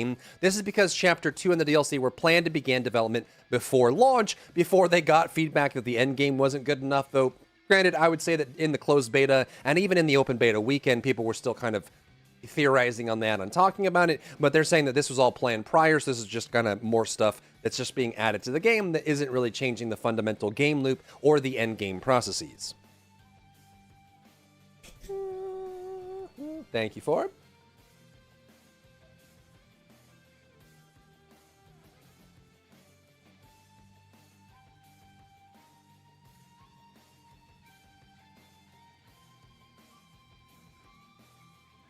And they just say, take a look at the roadmap below. You can see both free updates and paid DLCs planned for the near future and our monthly development cycle as it pertains to player feedback, bugs, and cheats.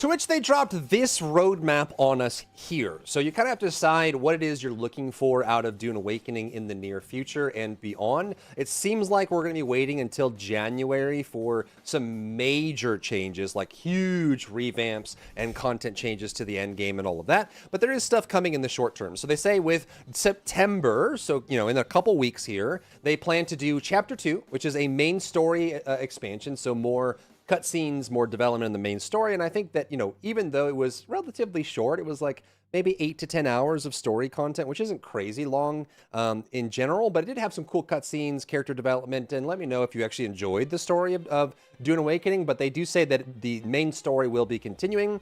They will add the ability to re-customize a character that's already been created. This is kind of like a small request, but I think it's pretty awesome for people that just want to change the way their character look without remaking. I also hope that in the long term, they offer opportunities for us to be able to make new characters and then fast track the progress. One of the main gripes that I have with, you know, say I have a friend on a different realm or a different world that I want to go start over with. The problem is when you start over with a character, not only do you have to collect the materials and work your way up the tiers, which wouldn't be a big problem for me. The main problem that I have with making a new character in Dune Awakening is primarily the fact that you have to go do all of the quests again. You have to do the main story quests again. You have to go do all the journey quests again. You have to go unlock all of the classes and their higher level forms again. So it's like unlocking all the talent trees and bonuses. Like that part is so tedious and so annoying that it kind of discourages me from starting over on a new server.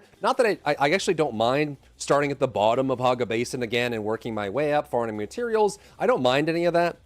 Working up to Deep Desert. What I do mind is going to the Planetologist again and doing his 12 quests or 10 quests to unlock all the different talents, and then finding the Bene Gesserit trainer again, and then doing all 6 of her quests, and then going to the Mentat trainer again, and doing all 8 of their quests, and it's too much. I feel like it's too much. If you want to start over, I feel like if you've already completed all of those on one character, it would be nice to be able to just have that transfer over, even if you start at, you know, level 1 naked and afraid at the bottom of Haga Basin and you have to work your way through the tiers again. I don't mind doing that, but the sheer amount of quests that you have to complete on a brand new character is really intense. So I really hope that along with, you know, making an existing character more viable with this, I hope they actually add things into the game as well that make it so that they can remove the need to repeat very like one-time things that are very annoying to do again.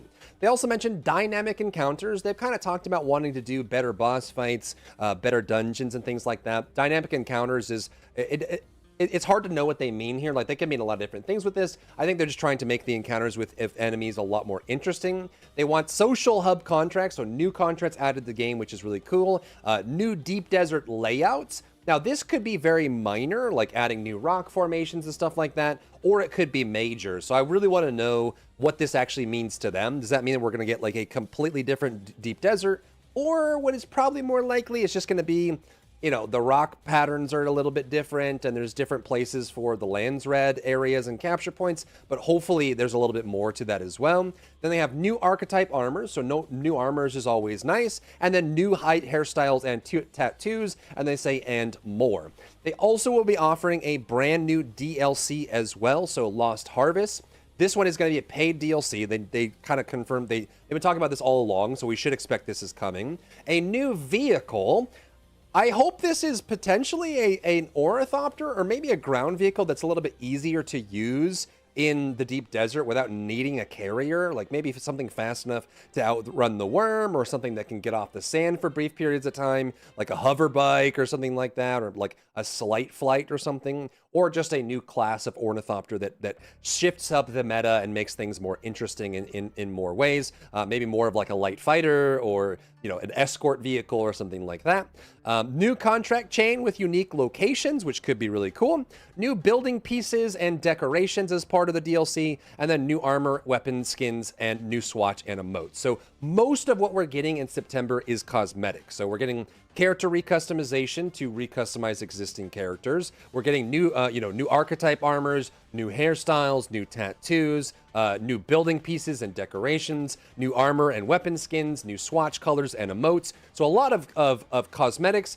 The challenge here is that, you know, again, if you're someone who has put the game down and you're taking a break, cosmetics isn't going to bring you back. You're not going to be like, ooh, a new swatch color, I'm coming back to the game, let's go start a new character or go jump back into the game. So I hope that, you know, as we move into the later stages like of Q4 in this year, we actually start seeing some pretty substantial updates there. But that's what we have for September. Maybe a tank. Ooh, true. They did mention that. And we also know that they did talk about a tank, like more of like a heavy armored combat ground vehicle early on. So like they kind of teased it about a month ago, talking about with some of their dev comments.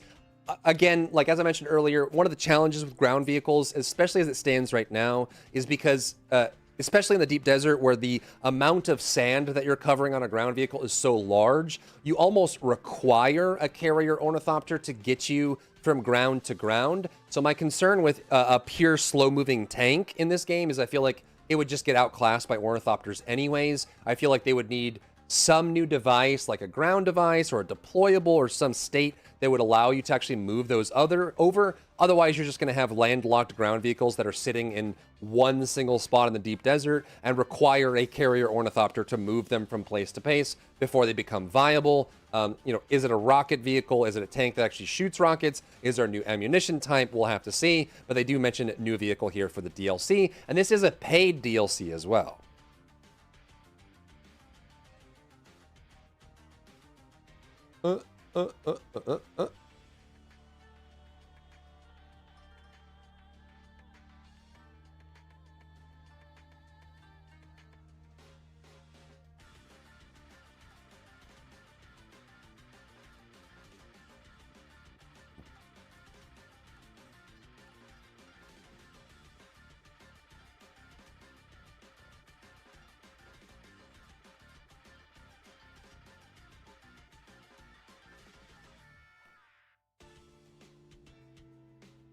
Then after their September part of the roadmap, they move on to January to March. So pretty far out. We're talking about at least 3.5 months, if not more.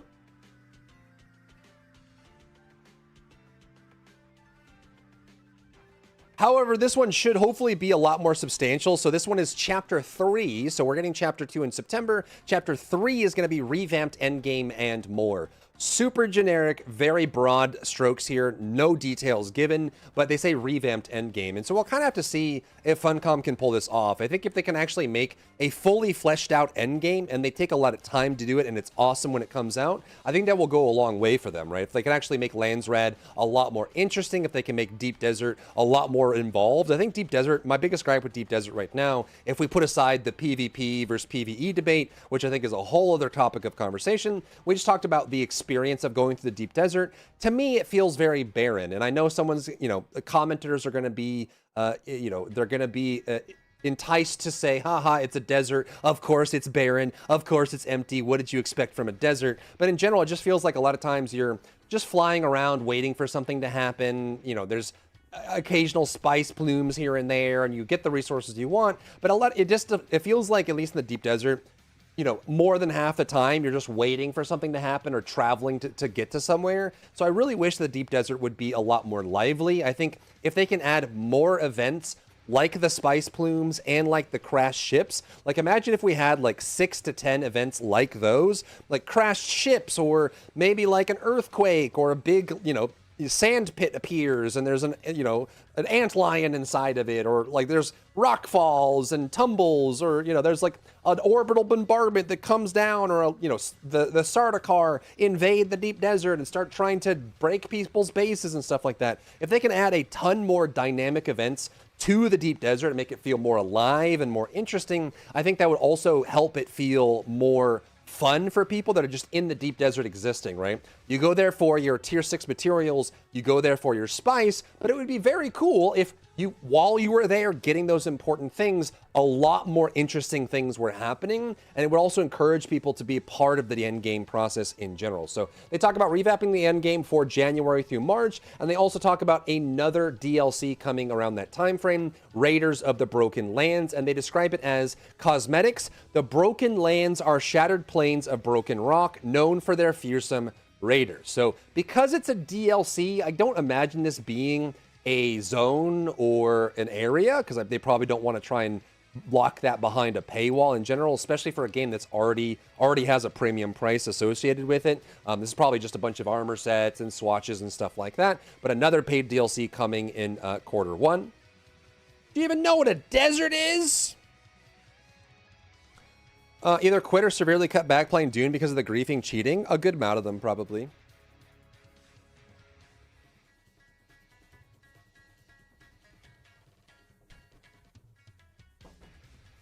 The Broken Lands. The Broken Nerds.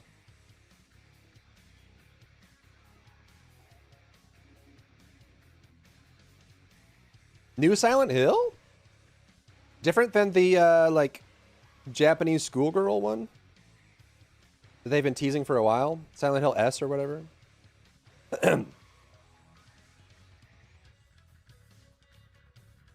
Then they move on to quarter 2 of 2026. They talk about chapter 4. So we'll kind of see what their content's cadence is going to be like once we see chapter 2 next month in September. So if chapter 2 is any indication, then they talk about chapter 3. So basically they're going to be doing a new chapter for the game every quarter. So quarter 1 next year is going to be chapter 3, and then chapter 4 in quarter 2 next year.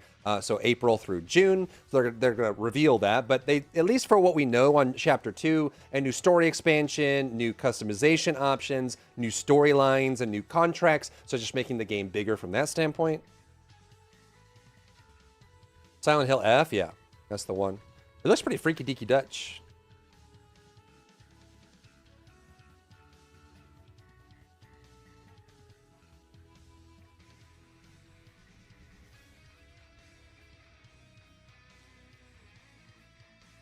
And then another paid DLC in quarter 2 next year called The Water Wars. And the description is, water is life, just like Shrek.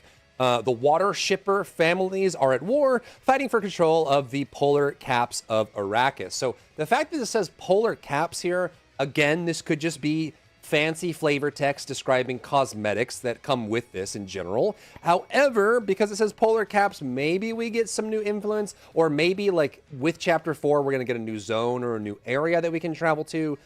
Without telling, revealing anything about the story, there was a water shipper mansion as part of the main storyline, and there was some, changes of control, some change of power with the water shipper mansion. So hopefully the water shipper families being at war is super interesting. We get some new characters coming online and an expansion to the story as well in quarter 2 next year.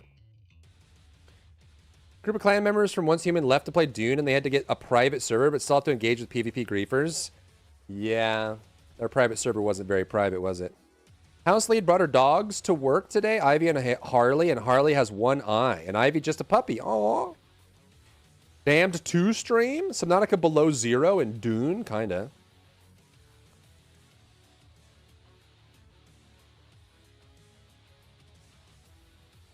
No.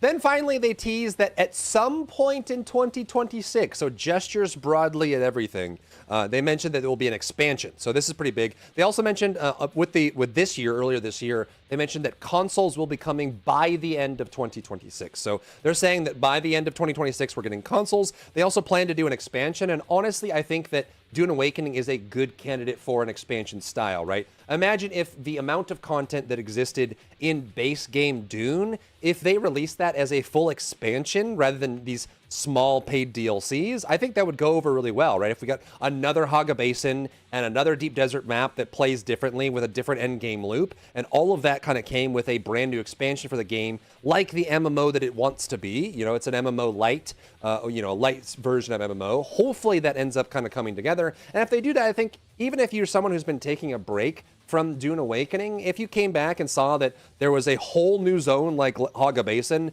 and a whole new endgame area that's like Deep Desert and has a whole bunch of weapons and another class being added to the game with new combinations and abilities, new buildings, new tiers, like, we're at tier 6 now, but maybe they had tier 7 and tier 8. I think that even though you're someone who may be taking a break from Dune Awakening, that would bring you back. You'd be like, heck yeah, let's go check all that stuff. Let's start a new character. Let's explore the new areas and do that kind of thing. So they're going to be doing expansion 2026, consoles in 2026, which is usually a resurgence for a game. If you use any games that launch on like PC first and then come to consoles, or if they launch as a console exclusive and eventually come to PC. You think about like God of War Ragnarok, Stellar Blade. They start as an exclusive on consoles, and then a year or two later, when they come to PC eventually, it's like a new marketing beat, right? Like the people that are on that platform get to try the game and they get very excited about it, which is really cool. They talk about more free updates and more paid DLCs as well. He is sleeping. Ooh. Mana.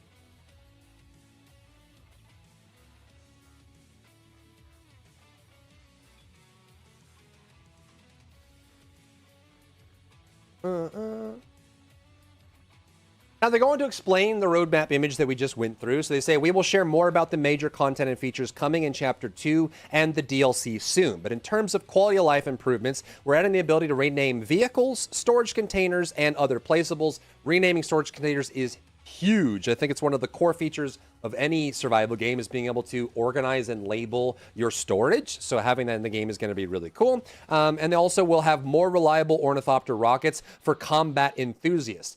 I am kind of on the fence about this one. Let me know what you think about this down below in the comments. But I feel like the dumb rockets are... I feel like the flight model in Dune Awakening and how the rockets interact, if the dumb rockets become lock-on rockets, I feel like Dune, like Deep Desert, is going to become a little bit more annoying. I think it is kind of... You know, if you're going to have very basic flight controls and dumb rockets, then like timing and positioning, you know, come into play. But if they go to lock-on rockets or smart rockets in this game, I don't think the ornithopters can hold up to unavoidable damage unless they decide to go through, like, if they start adding noise and chaff to be able to, like, you know, dissuade lock-on systems. Then if they go down that road, great. But if they have lock-on systems with smart rockets without any noise or chaff, I feel like it's going to be way too easy for people who outnumber you to be able to completely shut down your ornithopter, regardless of how much boost you have on it. So I'd be very curious to see how they implement smarter combat. So like more reliable ornithopter rockets kind of concerns me, but let me know what you think about that. And the highly requested option to swap seats in a vehicle with a hotkey. They actually teased this before the game even came out, so I'm surprised it's taking them so long, but getting in there is going to be great. We just did a public test for the patch that's live in Dune Awakening now, so you'll be able to do that, and that will be coming to public test soon. Paid DLC from a game that already cost $50. I know, dude. Do you know if Nell externals are bugged? Nell externals. Which ones? There's no externals are tied to a specific descendant, right? Do you mean like the wall crasher stuff?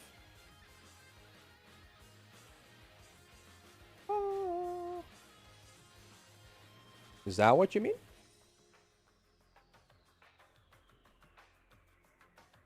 Bro, if they add lock-on rockets to Dune Awakening, I feel like that's going to be a really bad change. Mage or Maze? No, they should be dropping. Yeah, they should be dropping. Remember, there's 2 different Sigma sector maps, and you have to do the correct one. Each of the two, like boundary and isolated, they drop different components. So you have to make sure you're farming the right one. You're talking about Enlightened Mage, yeah. Just make sure you're doing the right Sigma for that. Next, let's talk about the end game. During summer, we've made changes and tweaks to the formula of the Deep Desert with varying degrees of success. That's a very good way of putting it. We have attracted very different demographics to the game, and they are asking for very different things, which is also true. And they also did that poll, that survey a couple weeks ago, like a month ago, asking like, hey, how much PvE do you want in the game? How much PvP do you want in the game? And they've been trying this like really delicate tight walk of like, can we actually get PvPers and PvEers to cohabitate peacefully in the best way possible? They're definitely not there yet, but let me know what you think about the changes they've been making. They've definitely kind of been pushing that. RNG hates my guts. Unlucky, unlucky. Then they go on to say, we've identified several core issues. Loss of items, vehicles, a big problem. Part of that was just bugs. And also like lots of issues with crossing meshing borders and also zoning. There's definitely times where like people will zone in from one zone to another, and they zone in without their ornithopter, or their ornithopter's under the ground. You cross a server meshing boundary and you get kicked out of your ornithopter and fall to your death, and all kinds of stuff like that. Also, players feeling that they are forced into PvP, exploits and cheats, and lack of endgame content grind. This is a pretty good summary of the issues that they've been struggling with.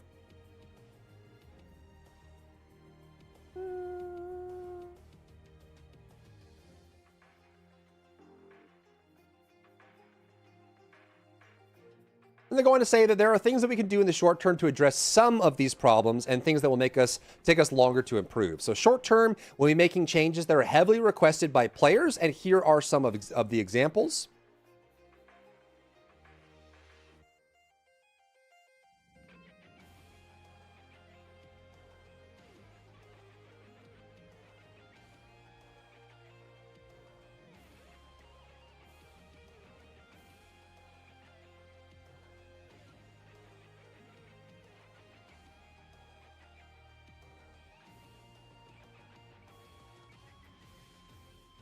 What's cracking? What's up, Hassel?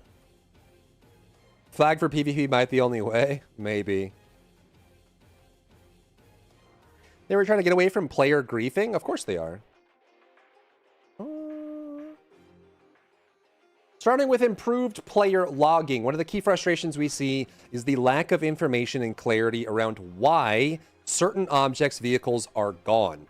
Especially like even the logging in PvP and stuff doesn't actually update correctly. Sometimes it attributes things to the environment that was a cause of another player. Sometimes things get attributed to the player when they're actually a bug or some kind of systemic issue in that sense. So one of the key frustrations is the logging. So they will increase the information in your logs so that you have a better idea of what is going on and what's happening to your stuff. For example, listing the names of people who take things from chests in your base.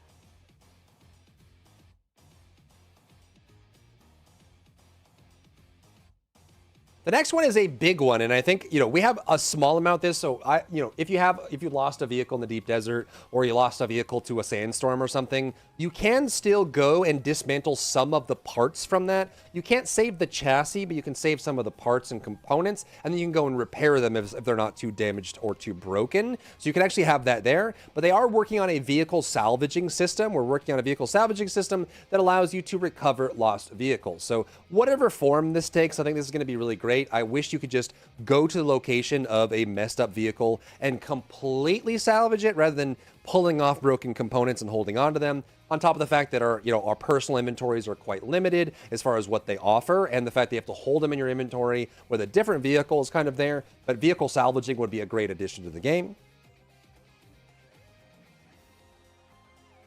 Oh, Fate Trigger.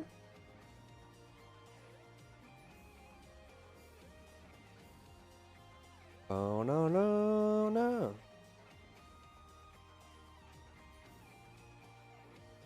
Then they did a cobalt paste and vehicle inventory changes that we're talking about. Actually, one of these has already gone live in the hotfix this morning. We're adjusting the volume of the infamous cobalt paste and adding more slots to the assault ornithopter vehicle inventory. We've adding a cargo container that can be carried by the carrier ornithopter. That's pretty cool. So you get a cargo container that you can pick up and haul it with your carrier. So you can run like a carrier that brings a trawler or something, a carrier that brings a buggy, or a carrier that brings a big box that you shove stuff in. All of those could be really cool. However, they did just ship in the hotfix this morning. They lowered the volume of cobalt paste so you can hold more of it at once.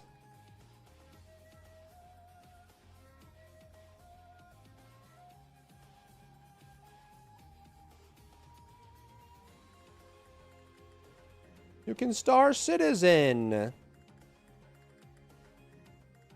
Instance deep desert loot. The constant camping and queuing of the deep desert's testing stations leads to a frustrating experience where people arrive at an empty testing station. True. We're going to change these to be more in line with the rest of the game. I don't know what that means, to be honest. I mean, you can make a lot of conjecture about what they mean by in line with the rest of the game. But there's a lot of camping of the constellation chests, as my chat calls it, of just farming the testing stations. I've even seen people somehow get their ornithopter inside of a testing station so that they could store more of the stuff they're stealing from the testing station loot. It does feel a little bit like a loot system from like the 1990s. It's very outdated and very inelegant. So hopefully they have some cool changes to this. I don't really know what they mean by in line with the rest of the game, because I would say that the rest of the game also has other storage and looting issues, but it could definitely be improved, and we'll have to wait and see what they mean by this. Let me know what your interpretation of this verbiage is down below. You have not seen that! Don't turn this into a house of lies! I have seen that. What do you mean? Just because you haven't seen it doesn't mean other people haven't seen it. Stop projecting, Zell man. Okay? That is your real name.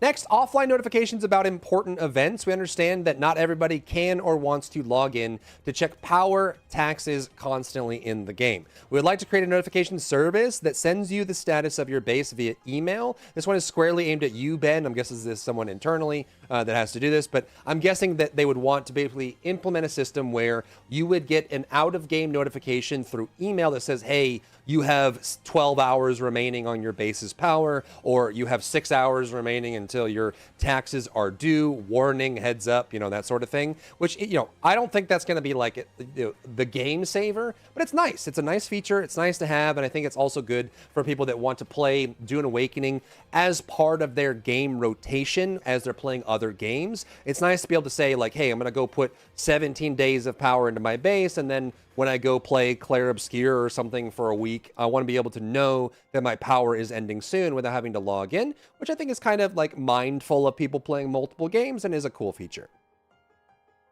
Does Rust have that?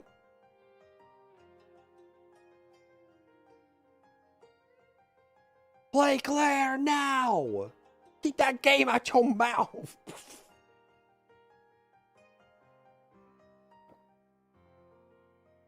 Claire! Horse game! Bloopers! Now!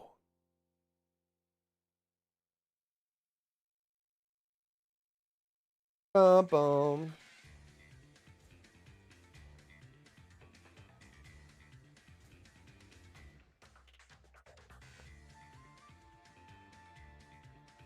Boom boom.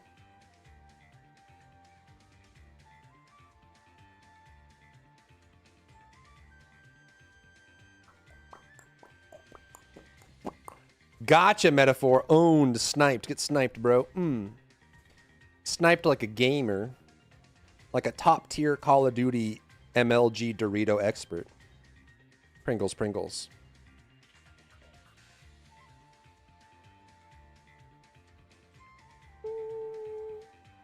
It's on YouTube? What the frick, bro?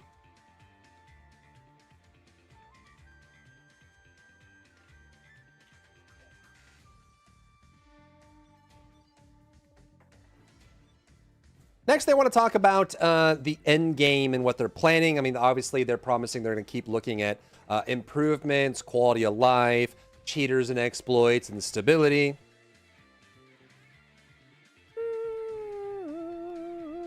Snipe with a shotgun like in BF6 now? Actually, shotguns have actually, according to my calculations, shotgun slugs like cream in their coffee, not sugar. More Kingdom Come Deliverance content. Let's go. Now, they say that, as mentioned previously, the Lands Red is supposed to be the end game activity driver, and in that, I would say that it's a very, very weak end game driver. It's literally just a menu with buttons on it. Like, when they described it, it sounded like it was going to be like the political positioning that you saw in the movie, and you're like, backstabbing people and, bribing people and killing people and assassinating leaders and all of that. However, it's really just a menu with like mini quests that are very simple and done very quickly. So they have that going for them as well. So they do want it to be the end game driver. Currently, it does not have the breadth or depth of content or progression to serve that function, which is true.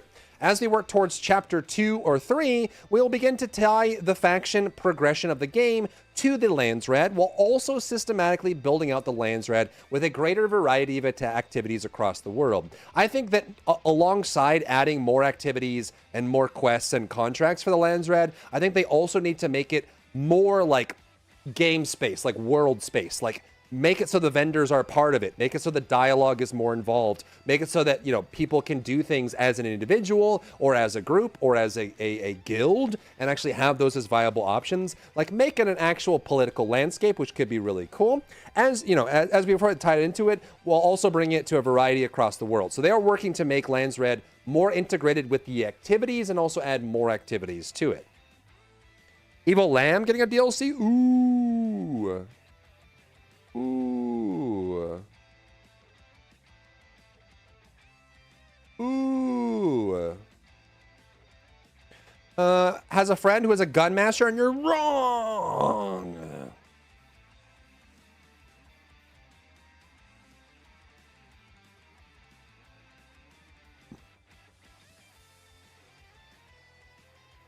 What else do we have?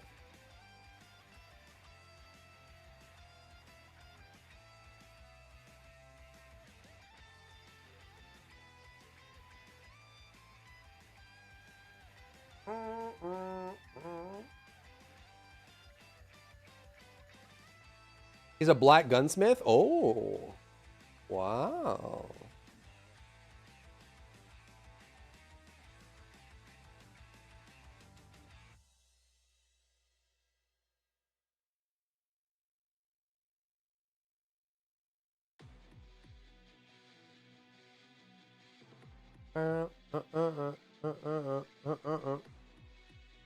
More World of Warcraft? Let's go.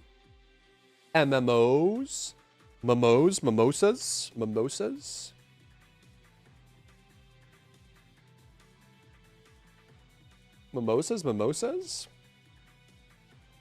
When will you wuck your Lamont?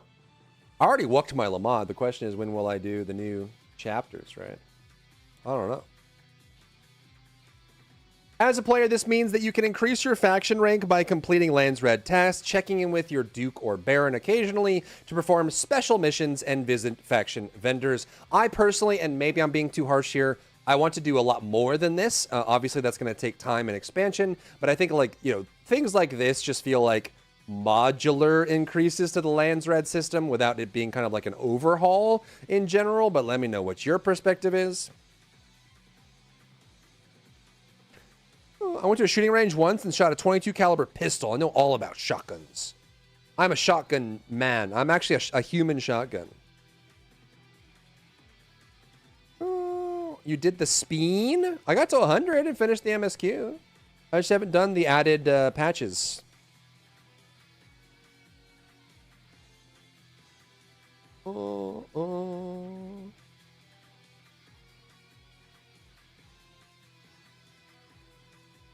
I finished the primary MSQ. Got to level 100.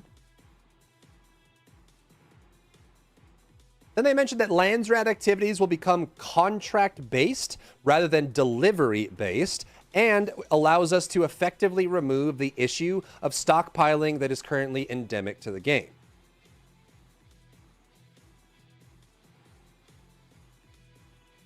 Which I think is good. There's definitely like the haves and have-nots situation where large guilds are stockpiling mass amounts of materials. As soon as the Lands Red contract becomes available, they rush over and instantly complete it, and then that's done and over with, and that's the whole experience for Lands Red. So having there be more contract is great. I don't think there's anything necessarily wrong with having turn-in options for the Lands Red in general, but I do think that that should be the only option, so this becoming more varied is a good thing. I identify as a shotgun. You can't say that. Watching paint dry is more riveting. Yeah, I've heard the added chapters are really bad. As chapters go.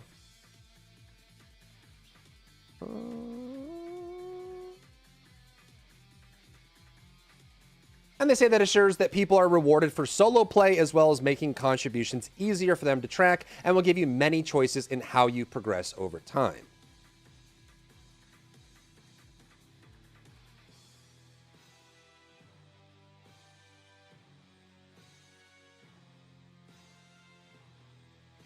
As for planned activities, we have plenty in mind in addition to the current testing stations and shipwrecks. The following list contains examples, but not promises, as these will take work and time to deliver. But currently we're thinking of things like assassinations, treasure maps, races, construction challenges, duels, faction versus faction maps, improved control points, scavenger hunts, temporary crafting challenges, etc. I think bounties would be really cool. Like if there's someone griefing or PvPing, I know PvPers don't like to be called griefers, PvPing in the deep desert, it would be cool if like there was like a star system.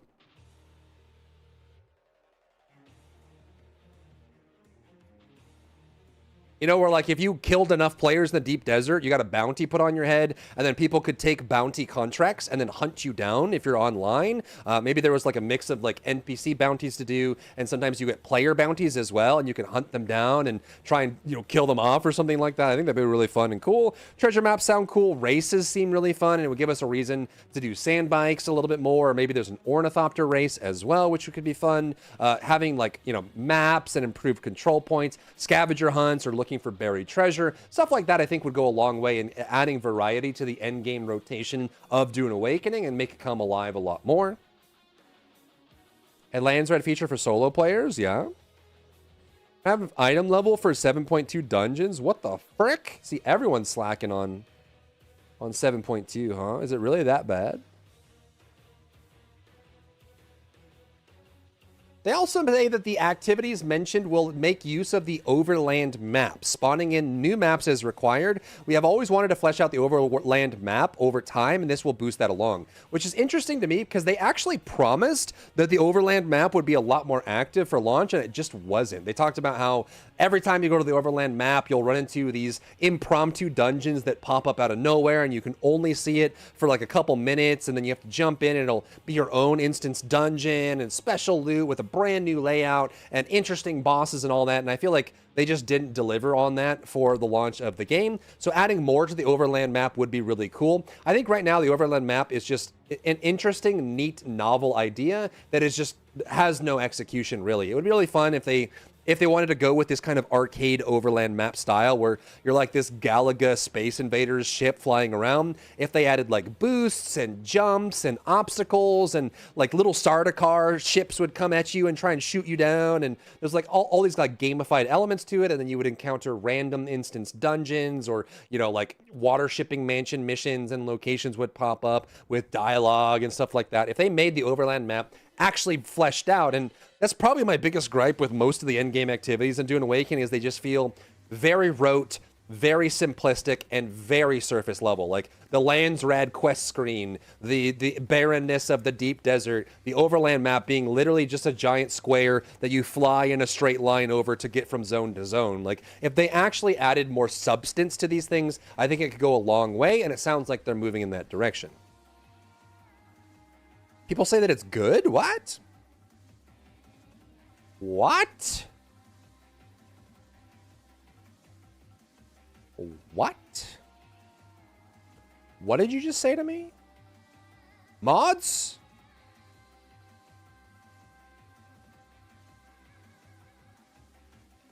As the Lands Red activities become more fleshed out, we will then transition the deep desert back towards the original intention, a sandbox area where players can compete for control of the spice. We will continue to iterate on the deep desert, adding no-fly zones to enforce ground combat, adding more layouts and more variety and challenge, and ensuring that there's clear progression. We are experimenting with the tech behind the deep desert, and if things go well, you will experience the deep desert in a much more stable environment. So they're kind of hinting in the fact, or maybe just outright stating, that they want the deep desert to go back to full PvP, but because it's literally the only end game zone that we have, they're trying to make it accommodate for both PvP and PvE. But I think that would be great. Like if they opened up the deep desert again to be full PvP, with some areas for ground combat, some areas for aerial combat, and kind of improve that, and then add other activities for people that don't want to do the PvP zone, right? Like any MMO that has battlegrounds or frontiers or whatever, you can choose to do it, but there's other things for you to do. If they want to accomplish this MMO light they keep talking about, then I think they really need to move in that direction. And it sounds like that's what they want to do.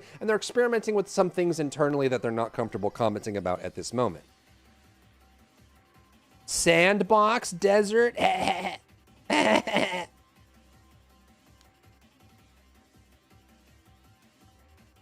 So that is where we're at with the roadmap going forward. So we have September with Chapter 2, a new paid deal. Go down below in the comments.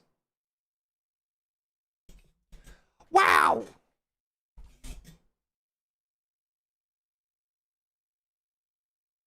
Baba.